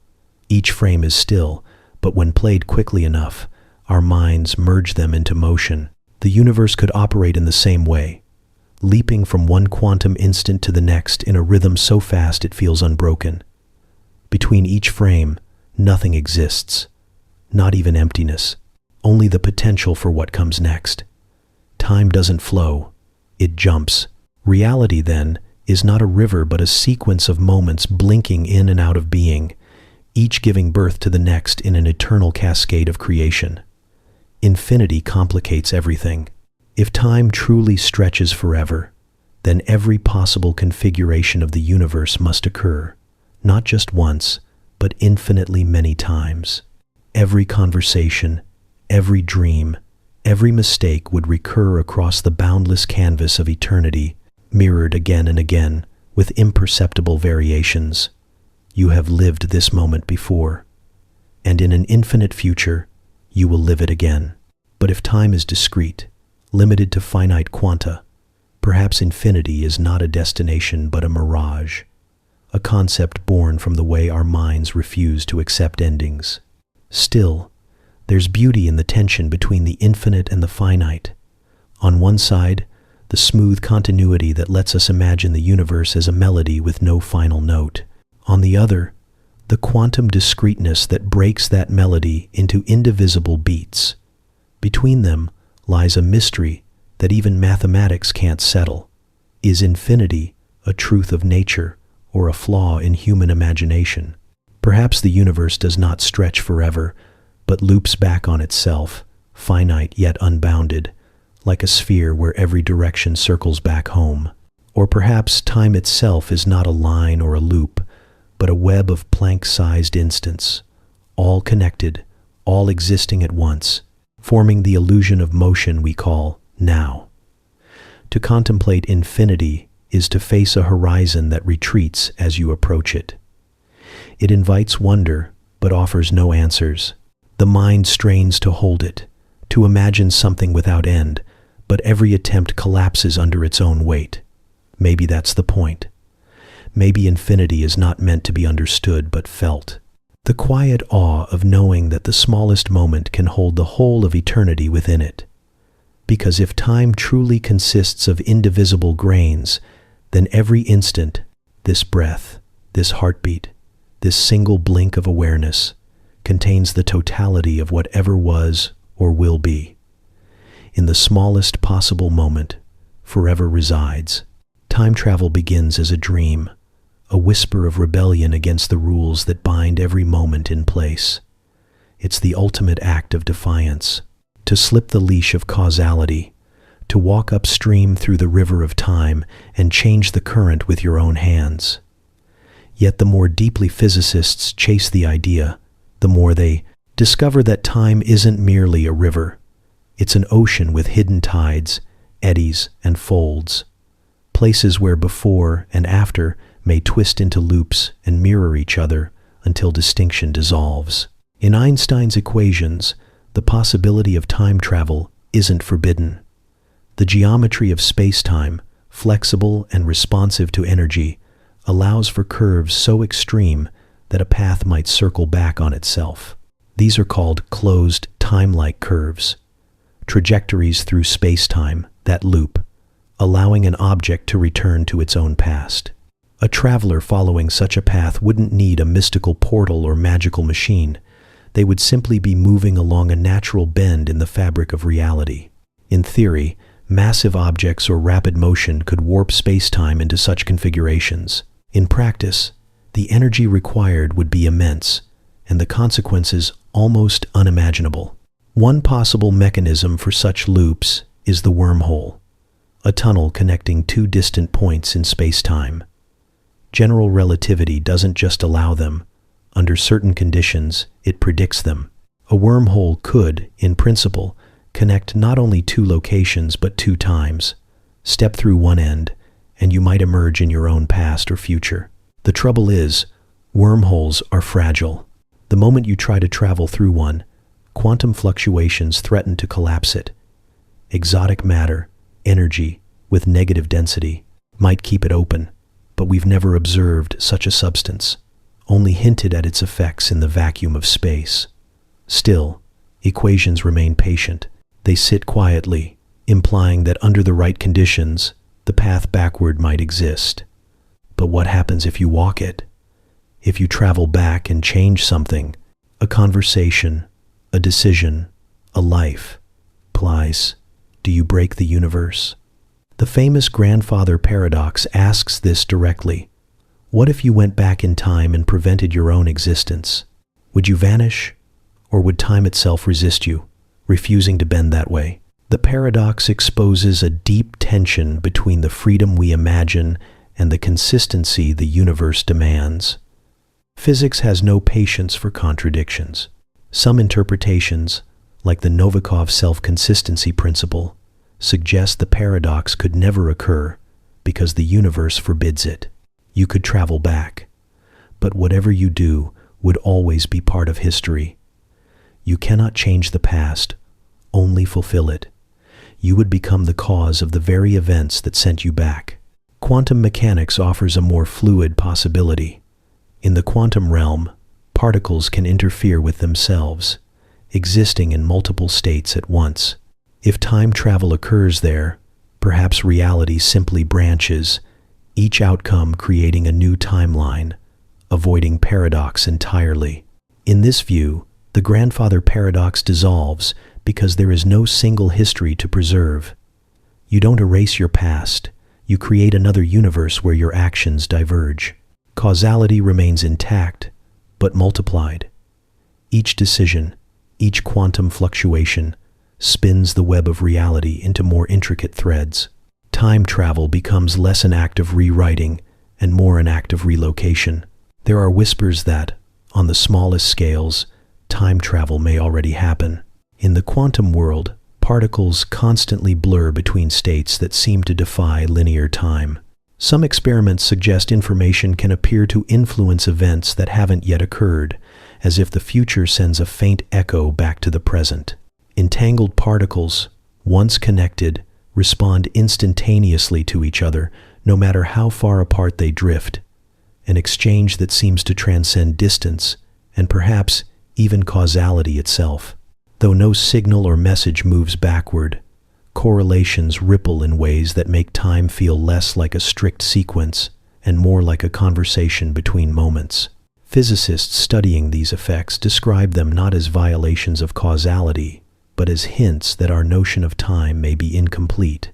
Perhaps past and future aren't distinct locations but parts of a larger, interconnected whole. From within, we perceive time as an arrow because our consciousness moves one way through it. But from outside, if such a perspective could exist, time might look like a single, complete structure, where every point coexists, every cause and effect already bound together in a timeless geometry. To travel in time, then, might not mean moving through it, but shifting one's position within the structure, like tracing a different path across an already painted canvas. Still, the dream endures. In science fiction, time machines hum and portals shimmer. In physics, equations whisper that they might be possible, but would require energies beyond imagination. In the human heart, the longing to undo, to revisit, to reach ahead or behind, never fades. We are creatures bound to memory, haunted by what has been, and drawn toward what might be. Time travel is less a scientific ambition than a reflection of that ache, a wish to converse with the immutable, to smooth the sharp edges of destiny. And yet, perhaps in ways we cannot measure, time already folds in on itself. Perhaps the ripples of your thoughts today brush against the fabric of tomorrow, shaping it in ways that feel ordinary but are not. Maybe information, in its most fundamental form, never truly travels. It simply rearranges within the eternal structure of what already exists. The universe doesn't need a machine to revisit its past. It carries it everywhere, woven into the present, replaying endlessly in the quiet mechanics of causality. Time travel, in the end, may not be about breaking free of time at all. It may be about realizing that you never truly left it. If you could see space-time itself, not the stars or the planets, but the invisible stage upon which they move, it would not look flat. It would shimmer and ripple, stretch and bend, as if woven from a fabric too vast and too soft to touch. The universe is not built from emptiness, but from this fabric, this silent geometry that marries space and time into one continuous whole. Every atom, every beam of light, every heartbeat presses gently against it, leaving tiny indentations that tell the cosmos how to move. This is the secret Einstein uncovered when he replaced gravity, once thought of as a mysterious pulling force, with curvature itself. Mass tells space how to curve, and space tells time how to flow. Imagine placing a marble on a stretched sheet. The marble sinks slightly, dimpling the fabric, and when a smaller pebble rolls nearby, it curves around the marble's depression. To a child, it looks like the marble is pulling, but really, the pebble is simply following the shape of the sheet. The same happens on the grand scale of the universe. The sun curves space-time around it, and Earth, obeying that geometry, circles endlessly within the valley. You are not held down by gravity. You are following the straightest possible path through a curved reality. Even light, which has no mass, bends when it grazes a star, its beam tracing the contours of the invisible. In this picture, time is not separate from space. It flows within the same fabric, its current shaped by curvature. Near a massive object, where space-time dips deeply, time runs slower. Far from mass, where the sheet stretches flat, time speeds up. You are, in a sense, living in a universe where every location plays its own tempo, each beat determined by the density of existence nearby. A clock on the surface of a planet ticks differently from one drifting in the emptiness between galaxies. The difference is small but real, and it means that the universe does not share a single, uniform now. Every place experiences its own flow, its own rhythm of being. The most haunting thing about this fabric is that it can ripple. When something massive moves suddenly, when black holes collide, or stars explode, space-time itself shudders. These ripples are gravitational waves, faint tremors that stretch and squeeze the universe as they pass. They do not travel through space. They are the motion of space itself. For more than a century, they were only an idea, a mathematical ghost hidden in Einstein's equations. But in 2015, we heard them for the first time. Two black holes spiraled together 1 billion light-years away, and their merger sent waves rippling across the cosmos, shaking our detectors on Earth by less than the width of an atom. For a fleeting moment, humanity listened to the universe's most ancient voice, the sound of space-time breathing. Einstein's equations, written in chalk on a blackboard, look deceptively simple. Yet, within their graceful curves lies a universe in motion. They describe how energy and mass sculpt the geometry of existence, and how that geometry, in turn, shapes everything that moves within it. In them is poetry, a symmetry so deep that it feels less like invention and more like revelation. The universe, it seems, doesn't run on laws as much as it dances to relationships, each thing influencing the next in an endless choreography of curvature and flow. To move through space is to move through time, and to move through time is to trace a path through space. You cannot separate one from the other. Every step you take bends the fabric ever so slightly. Every breath you draw ripples through it. The earth spins in its curved well. The moon traces a shallower groove, and light glides along the edges of the whole, following the path spacetime offers it. Even stillness is motion, for time itself is always advancing, carrying everything forward through the geometry it has written for itself. There is something profoundly intimate in knowing that you live not on top of spacetime, but within it. You are part of the fabric, stitched from the same thread that binds galaxies and photons and atoms. When you look at the stars, you are not seeing through empty distance. You are looking across the folds of a living structure that hums beneath everything. Gravity is not a force acting upon you. It is the shape of your reality. The weight you feel, the orbits that guide planets, the falling of rain, all of it is the poetry of curvature. If space and time were separate, the universe would be static, rigid, dead. But because they are joined, the cosmos can breathe, evolve. Remember, it bends, flexes, and carries the stories of all that moves through it. Every gravitational wave, every bending of light, every slowing of time near mass is a verse in the song of existence. An endless, wordless poem written in the mathematics of forever. You are inside that poem right now, moving gently through its lines, unaware of the beautiful distortion you leave behind. Every living thing carries a clock, not one that ticks or hums, but one that beats quietly within its cells, a rhythm older than memory, older even than sunlight. Long before we built calendars or hours, before we named days or measured years, life already knew how to keep time. The planet spun, the light returned, and the first organisms learned to listen, to match their chemistry to the turning of the world. You are an heir to that rhythm. Deep in your body, hidden inside nearly every cell, molecular gears spin in silent precision, marking the passage of hours, guiding the rise and fall of hormones, the pulse of hunger, the timing of sleep. You are a creature not just in time, but of time. Your circadian rhythm, the 24-hour cycle that governs wakefulness and rest, is written into your DNA. At its heart lies a feedback loop of genes and proteins, endlessly turning itself on and off. Certain genes switch on in the morning, producing proteins that accumulate through the day until they suppress their own expression, shutting down their production until night resets the cycle. This oscillation continues even in isolation. Even if you are cut off from sunlight or clocks, it is not taught, it is remembered.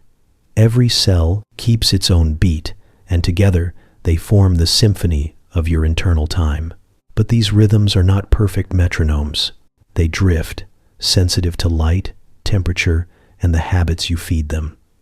Morning light resets the clock in your brain's suprachiasmatic nucleus, a small cluster of neurons just above where your optic nerves cross. It's your body's conductor, keeping the orchestra in sync. When you cross time zones, it struggles to realign, and you feel the fracture of jet lag, the dissonance between your biological time and the world outside. Your body doesn't care what your watch says. It listens to the sky. Time doesn't just tell you when to sleep or wake. It shapes how you age. Each cell divides with a rhythm, following the same invisible tempo, and each division carries the faint erosion of time's touch. The ends of your chromosomes, called telomeres, shorten each time your cells replicate, a kind of biological countdown. Eventually, they grow too short, and the cell can divide no more. Aging, in one sense, is time written into biology, the slow unraveling of an internal script that began the moment you were born. You don't just pass through time, you accumulate it, layer by layer, molecule by molecule. Even memory, that fragile thread of self, is woven from time.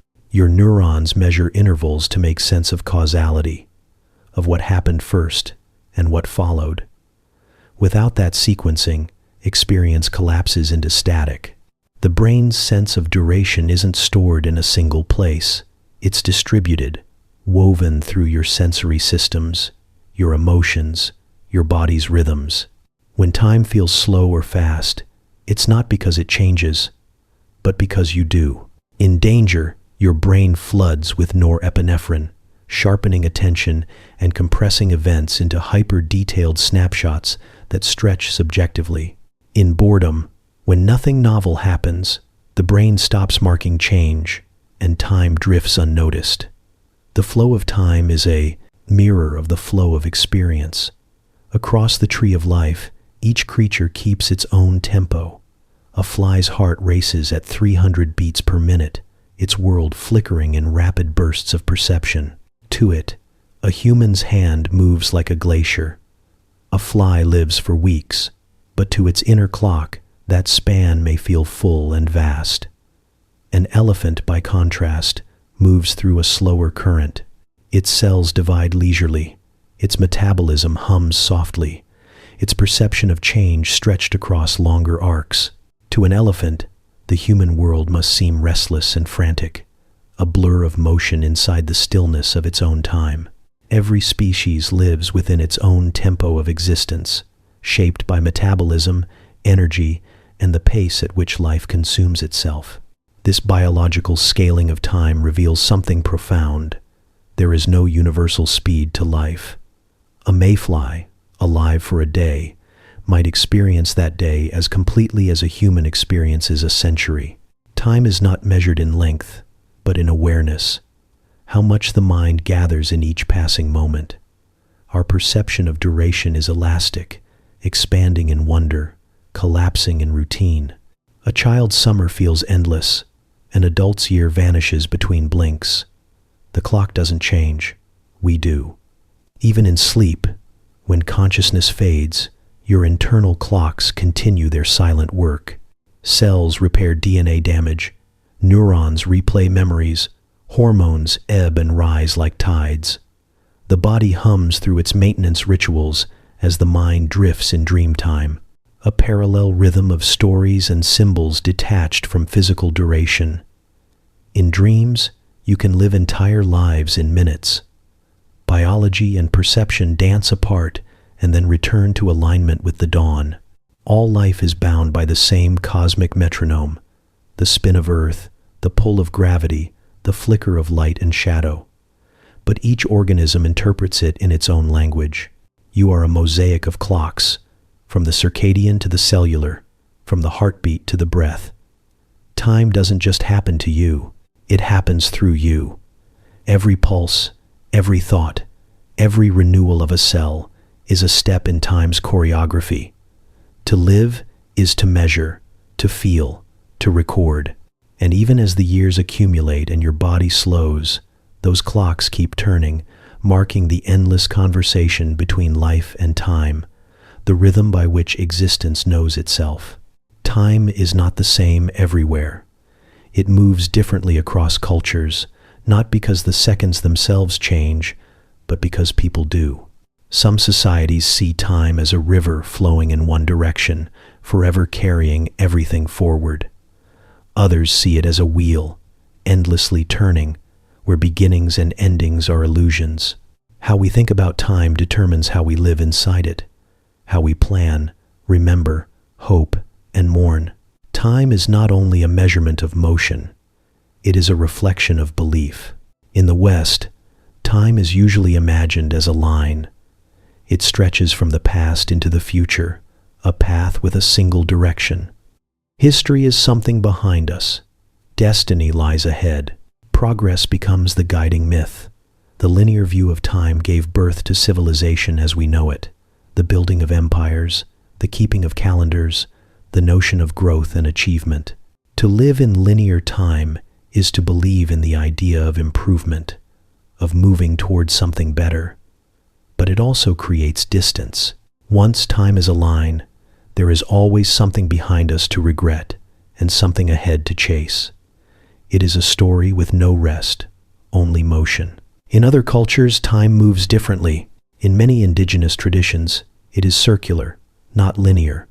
The seasons return, the stars repeat their journeys, and life is not a race but a rhythm. The ancient Maya saw time as a series of overlapping cycles, each one nested within another, like ripples expanding across eternity.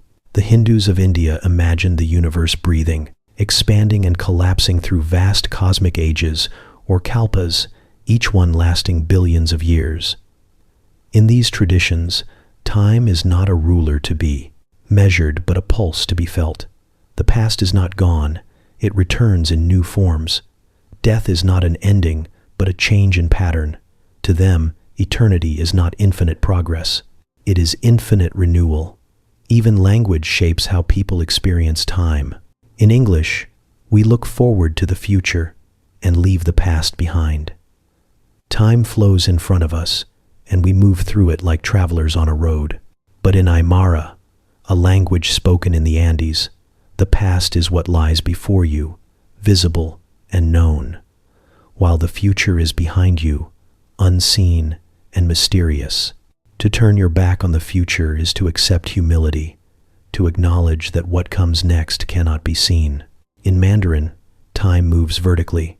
The past is up, the future down. In some Aboriginal languages of Australia, time is not bound to the body, but to geography. People describe events as being east or west in time, tied to the direction of the sun. The way a language locates time changes how its speakers inhabit it. Words are not just symbols, they are maps of perception.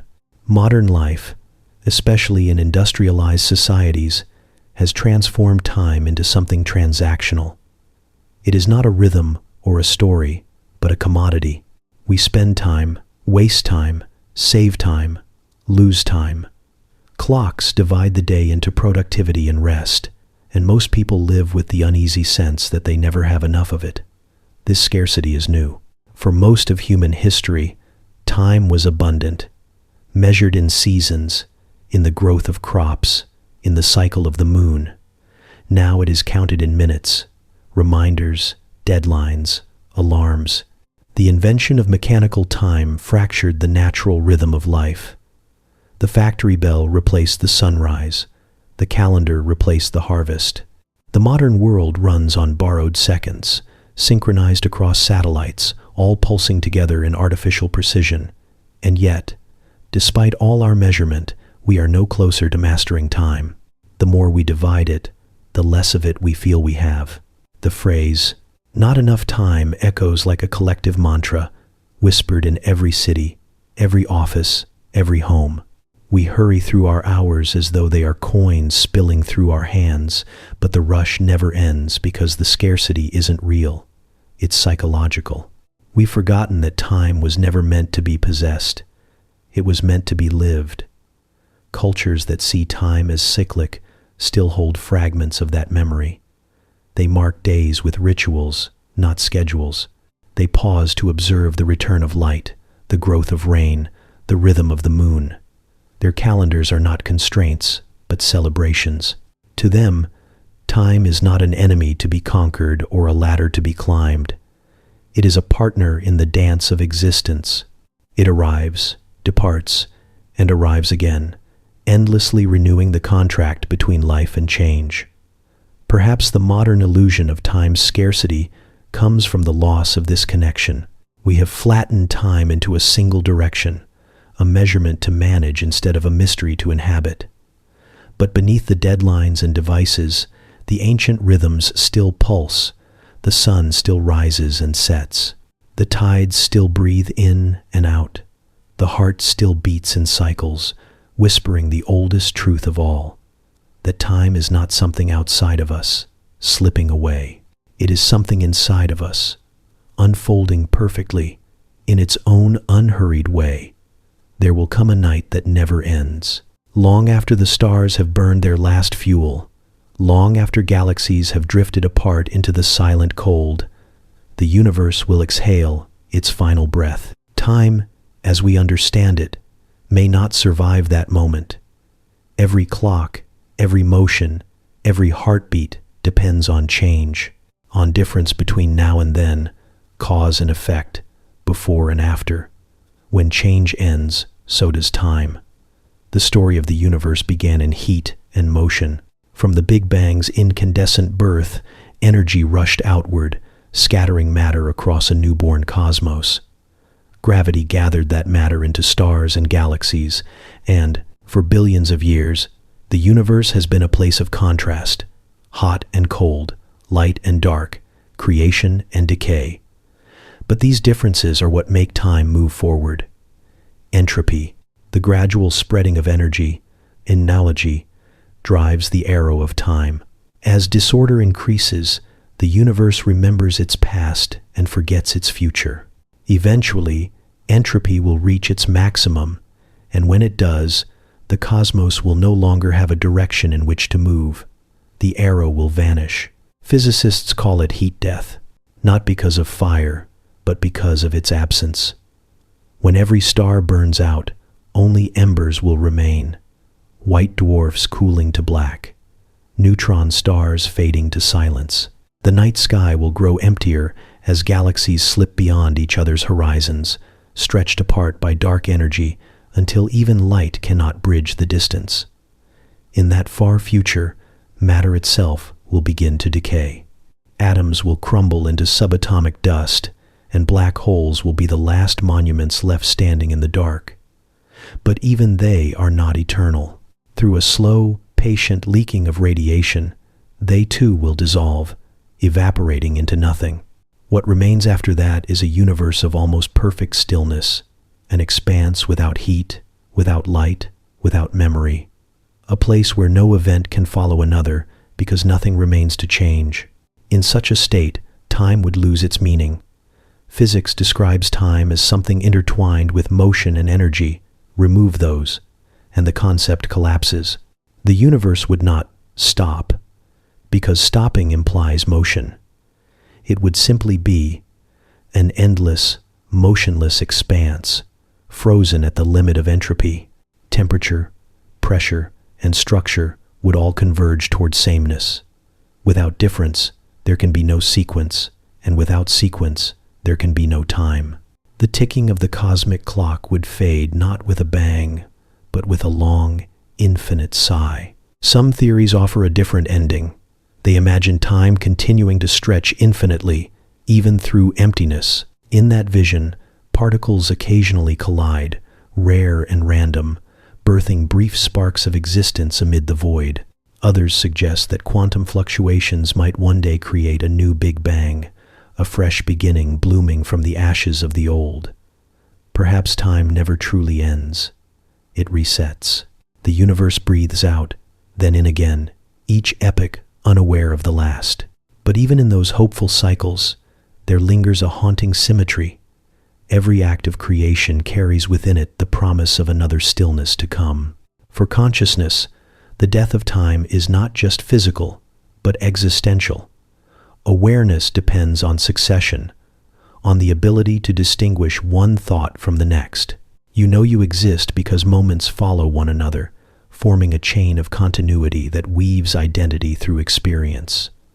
Without time, there would be no self, no perception, no memory. Consciousness would have nothing to hold on to, no rhythm in which to arise.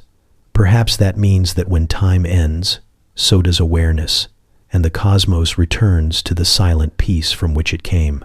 Or perhaps, as some philosophers have wondered, time is a construct of consciousness itself, a way for the mind to organize change into meaning. If that's true, then time doesn't end when the universe does. It ends when the last observer falls silent. In the farthest reaches of the future, after stars have died and galaxies have gone dark, there may still be traces of something. Low whispers of radiation, faint quantum ripples trembling across the void. They will not mark time as we know it, but they will be remnants of its memory, fossils of motion preserved in the stillness. Even as the universe settles into eternal equilibrium, its past will remain encoded in the very fabric of existence, like a dream that cannot be entirely forgotten. And perhaps that is the final paradox. The end of time is not nothingness, but everything completed. Every moment that has ever existed will remain suspended forever in it. The structure of space-time, a tapestry that never unravels, only ceases to grow. The future may vanish, but the past is indelible, etched into the geometry of reality. When the last spark of energy fades and the last clock falls silent, the universe will not die. It will simply stop becoming. It will rest in perfect symmetry, the long dream of existence finally at peace, the pulse of time quieted into eternity. In dreams, time loosens its grip. Seconds melt into hours, hours collapse into moments, and cause and effect drift apart like distant shores. You close your eyes for a breath, and within that breath, an entire lifetime unfolds. You live, you lose, you wake. The clock beside your bed insists only minutes have passed, but your mind knows otherwise. In that fragile world of sleep, time is not a ruler but a mist. It bends and folds according to emotion, not physics. The heart becomes the metronome of reality, and the pulse of meaning decides how long each moment lasts. Scientists have tried to measure dream time. Volunteers woken during REM sleep often report experiences that seem to stretch far beyond the few minutes their brains have spent in that state. Neurologically, it makes sense. The sleeping brain doesn't track duration. It constructs narrative. Without the anchor of external cues, the mind floats free, stitching images and feelings together at whatever pace consciousness demands. Fear slows time. Joy stretches it. Desire suspends it altogether. The dream world operates under the same laws as memory, not mechanics. Each scene exists only long enough to be felt. But there's another side to timelessness, the one that hovers near death. People who have come close to the edge describe a peculiar stillness, an infinite instant in which everything happens at once. They see their lives unfold in totality, not as a sequence, but as a whole. Every choice, every heartbeat, every forgotten kindness illuminated in a single flash. The brain, starved of oxygen, floods with endorphins and electric storms. But the experience itself feels outside of time, as though awareness has slipped the boundaries that normally confine it. In that space, there is no before or after. There is only being. Some describe it as eternal peace, others as unbearable clarity, but the essence is the same, a suspension of sequence. This timeless awareness may be a trick of biology, a last surge of perception before the lights go out. Or it may be something deeper, a glimpse into how consciousness exists beyond linear time. Physics allows for such possibilities. From the perspective of relativity, all moments coexist, laid out like pages in a book. You, reading this now, already exist in every future and every past. Perhaps consciousness, untethered from the body, simply drifts across those pages freely, unbound by the illusion of motion. Memory complicates this even further. The mind does not store events in order. It rebuilds them each time they're recalled, shuffling fragments into stories that make sense. Sometimes, you remember the ending before the beginning, or two moments decades apart collapse into one. Nostalgia can turn a year into a heartbeat, while trauma can stretch a second into an eternity. In that way, memory behaves more like dreaming than like living. It doesn't obey time. It creates it. Every recollection is a reconstruction, a present moment pretending to be the past. The brain, in its endless editing, proves that chronology is not fixed but fluid. There are theories that consciousness itself might exist outside linear time altogether. Perhaps awareness doesn't arise within the flow of moments, but rather dips into it, like a diver entering and leaving the water. In that view, life is not a journey from past to future, but a continuous presence moving across slices of experience. What feels like duration might be a kind of scanning, a frame-by-frame perception of something that already exists all at once. The self could be a traveler through the landscape of time, glimpsing each fragment separately but belonging to them all. If that's true, then death might not be an ending, but a release from sequence. The final collapse of the body might simply remove the mechanism that enforces direction. Consciousness could expand outward, no longer required to experience one moment after another. That would explain the strange familiarity of near-death visions, the sense of recognition, of returning rather than going somewhere new. It would mean that time's river doesn't end at death. It opens into an ocean, still and boundless, where everything that ever happened still exists. Dreams hint at this every night. They remind you that time is not absolute, that your mind can expand or compress it effortlessly, that you already contain the capacity to live beyond the clock. When you wake, you return to the thin rhythm of seconds, to the illusion of continuity. But part of you knows the truth, that time is a lens, not a law, and that consciousness is the light passing through it. In sleep, in memory, in the final quiet of dying, that light escapes the frame. It shines in all directions at once, revealing what was always there, that you were never truly moving forward at all. You were always everywhere, forever, dreaming yourself across eternity. The first clocks were shadows, then came gears and pendulums, quartz and light. Now, time itself is measured not by motion but by vibration, by the oscillation of atoms so stable that they lose less than a second in millions of years. In these tiny resonances, humanity has captured the heartbeat of the universe. An atomic clock listens to the trembling of cesium or strontium atoms, counting their rhythm as they dance between energy states. It is precision distilled to its purest form, the closest thing we have to perfection. And yet, the closer we come to mastering time, the more we discover how elusive it truly is. An atomic clock doesn't just tell time, it defines it. Every second you live is calibrated by those vibrations, synchronized across satellites orbiting the planet, woven into the invisible architecture of civilization.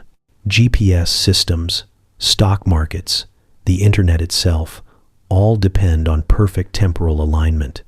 The world hums in unison with the pulse of these machines. Time has become not just a concept or a measurement, but an infrastructure.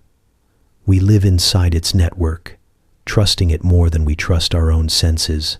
You can feel late, but the clock never is. Now, humanity is reaching for something beyond atomic precision. Quantum clocks, the next generation of timekeeping, aim to measure moments so finely that even gravity's subtle variations will become visible in their drift. A clock placed a single centimeter higher than another would tick at a different rate because of Earth's curvature. At that level of sensitivity, time ceases to be universal. It becomes local, sculpted by the landscape beneath it. The clocks of the future will not just mark seconds, they will map spacetime itself, revealing the curvature of gravity, the pull of mountains, the gentle flexing of the planet. Time will no longer be a background. It will be an instrument of exploration. As technology evolves, so does its perception of time. Artificial intelligence experiences it differently than we do. For a machine, there is no waiting, no heartbeat, no natural rhythm between one thought and the next. Processing speed replaces patience. Cycles replace moments. To an AI, a second might stretch into a vast expanse of computation or vanish into nothing, depending on its design. Its perception of time is elastic, unanchored by the biology that tethers humans to the slow pulse of their own bodies. If consciousness ever arises within such systems, it will not feel time as we do. It will think it. It will calculate duration as data, not memory. It may look at our experience of minutes and hours the way we look at a tree's growth, slow, ponderous, almost still. And yet, the relationship between technology and time is symbiotic. We build machines to measure it, and those machines reshape how we experience it. The faster the world runs, the shorter the moments feel. Communication that once took months now takes milliseconds. Distance collapses into simultaneity. You can speak across continents and see the reply before your thought has fully formed. Technology has dissolved delay, erasing the pauses that once defined human rhythm. We are no longer bound to natural cycles of dawn and dusk, labor and rest. Time has been compressed into continuous accessibility, a world that never stops, because the clock never sleeps. Beyond Earth, the problem becomes stranger. On Mars, a day lasts 24 hours and 39 minutes. On the Moon, time stretches differently under weaker gravity. A clock synchronized to Earth drifts there, its heartbeat altered by distance and curvature. As humanity begins to expand beyond its home planet, the very definition of time will fracture. A colony on Mars will need its own system, its own now. Relativity ensures that no single universal clock can govern both worlds. Time, once standardized, will have to localize again. The age of global time will give way to interplanetary time, a web of synchronization stretching across the solar system. To manage that future, scientists are developing relativistic networks, systems that can coordinate clocks separated by millions of kilometers while accounting for the distortions of motion and gravity. It's an engineering challenge, but also a philosophical one. What does it mean to share a moment when now no longer means the same thing everywhere? How do you define simultaneity between worlds that move through space-time at different speeds? The farther we travel, the more fragmented the present becomes. In a way, technology is bringing us back to what time has always been: relative, elastic, deeply dependent on where you stand. The machines we build to master time only reveal how fractured it truly is. Still, there is beauty in that imperfection, in the idea that time stretches and bends not as a flaw, but as the natural expression of a living universe. Someday, the rhythm of Earth will no longer be the rhythm of humankind. Our descendants will keep Martian time, lunar time, Jovian time. Each world will have its own tempo, its own orbit, its own heartbeat written into the stars. And maybe that is the future of timekeeping. Not a single clock, but a constellation of them, all ticking differently yet bound together in harmony. A chorus of rhythms, each unique, each essential. The universe itself is already that, a vast, synchronized asymmetry, where every pulse, every vibration, every second is both personal and shared. Time was never meant to be uniform. It was meant to be lived in countless ways, across countless worlds, forever unfolding its infinite variations in the hands of those who dare to measure it. Art has always been humanity's way of reaching through time. Every stroke of paint, every note of melody, every line of poetry is an attempt to touch something fleeting, to hold a moment that would otherwise vanish. In a sense, all art is a rebellion against time's current. It slows what rushes past. It repeats what can't return. It makes memory tangible. When you stand before a painting or listen to a symphony, you aren't just witnessing creation. You are entering a conversation across centuries, a communion between the living and the long gone. Art suspends decay for as long as it is seen. Music, perhaps more than any other form, is built directly from time itself. It is sculpted silence, rhythm stretched and released like breath. Every beat, every pause, every crescendo relies on time's unfolding to make sense. Yet the strange paradox of music is that it exists only in motion. The instant a note is played, it begins to die, and yet its echo lingers in the air, completing the phrase in the listener's mind.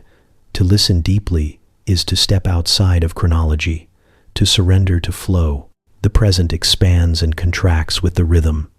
The mind begins to predict what's next, even as it remembers what has just passed. A song is both linear and circular, a journey that returns to itself. In rhythm, we glimpse the structure of the universe. the steady pulse of planets, the heartbeat of life, the hidden symmetry between sound and time. Painters capture time differently. They do not rely on its passing, but on its compression. A single image can contain decades of emotion, frozen in color and texture. When you look at Van Gogh's Starry Night, you aren't seeing a moment. You're seeing movement suspended, swirling air made still, light made permanent.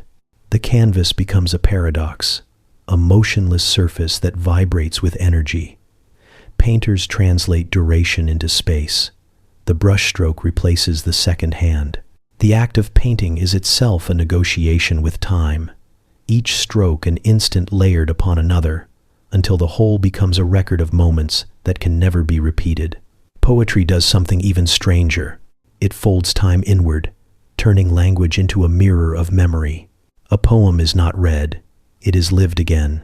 When a poet captures the ache of a lost love or the hush of a twilight hour, they aren't describing the past, they are resurrecting it. Words collapse centuries into syllables. The reader feels what was once felt, breathes what was once breathed. Poetry reanimates ghosts, giving time a second life through rhythm and metaphor. It is not about duration, but resonance, the way one human voice can echo across generations and still sound like your own. Film merges all these dimensions, sound, sight, motion, into one tapestry of temporal illusion. Through editing, filmmakers manipulate duration like clay. They can slow seconds into eternity or compress years into a breath. A single glance, a jump cut, a dissolve, a long take. Each choice rewrites the flow of time. In cinema, chronology becomes emotion. We don't experience time as clocks do. We experience it as feeling. Think of how memory works in film. A flashback isn't simply the past, it's the present, haunted by the past. The screen becomes a mind, flickering between then and now, between what happened and what still hurts. When time bends in movies, it feels truthful, because that's how we live. Out of order, folded between recollection and anticipation. All art, in some way, tries to hold what time refuses to keep. It is a gesture of defiance and devotion. To paint is to say, this moment mattered. To compose is to whisper, listen, it still does. To write is to insist that something of the present can outlast the body that creates it. Even decay becomes part of this dialogue. Old frescoes cracking on monastery walls, tapestries fading in light, film reels yellowing with age. The art changes, and in doing so, it carries forward the truth that permanence is an illusion. Time always wins, but in its defeat, beauty emerges. When you stand before a sculpture or a song, you are meeting someone across the gulf of years. Their heartbeat is inside that rhythm, their breath is in that brushstroke. For a moment, you share the same now. That's what makes art sacred. It collapses the boundaries that time builds. It lets the living speak with the dead, the present hold hands with the past. Art doesn't conquer time. It makes peace with it. It turns the unbearable flow of moments into something you can touch, something that endures, if only for as long as you're willing to look, listen, and remember. There is a moment that lives between seconds. It doesn't belong to the past or the future. It isn't measured by clocks or remembered by calendars. It exists only when you stop reaching for it, when thought slows, when breath steadies, when the noise of wanting quiets. It is the human moment, the still point where time dissolves and presence takes its place. Every person has touched it, even if only briefly. In the hush before sleep, in the glow of someone's eyes, in the scent of rain, in the instant you forget yourself completely. It's what every philosophy tries to name and every language fails to hold. The feeling of presence is sacred because it is rare. The mind spends most of its life elsewhere, revisiting the past, predicting the future, narrating the endless in-between. It loops and analyzes and calculates, mistaking motion for meaning. Yet, when awareness anchors in the present, something extraordinary happens. The illusion of time collapses. You realize the past exists only as memory and the future only as imagination.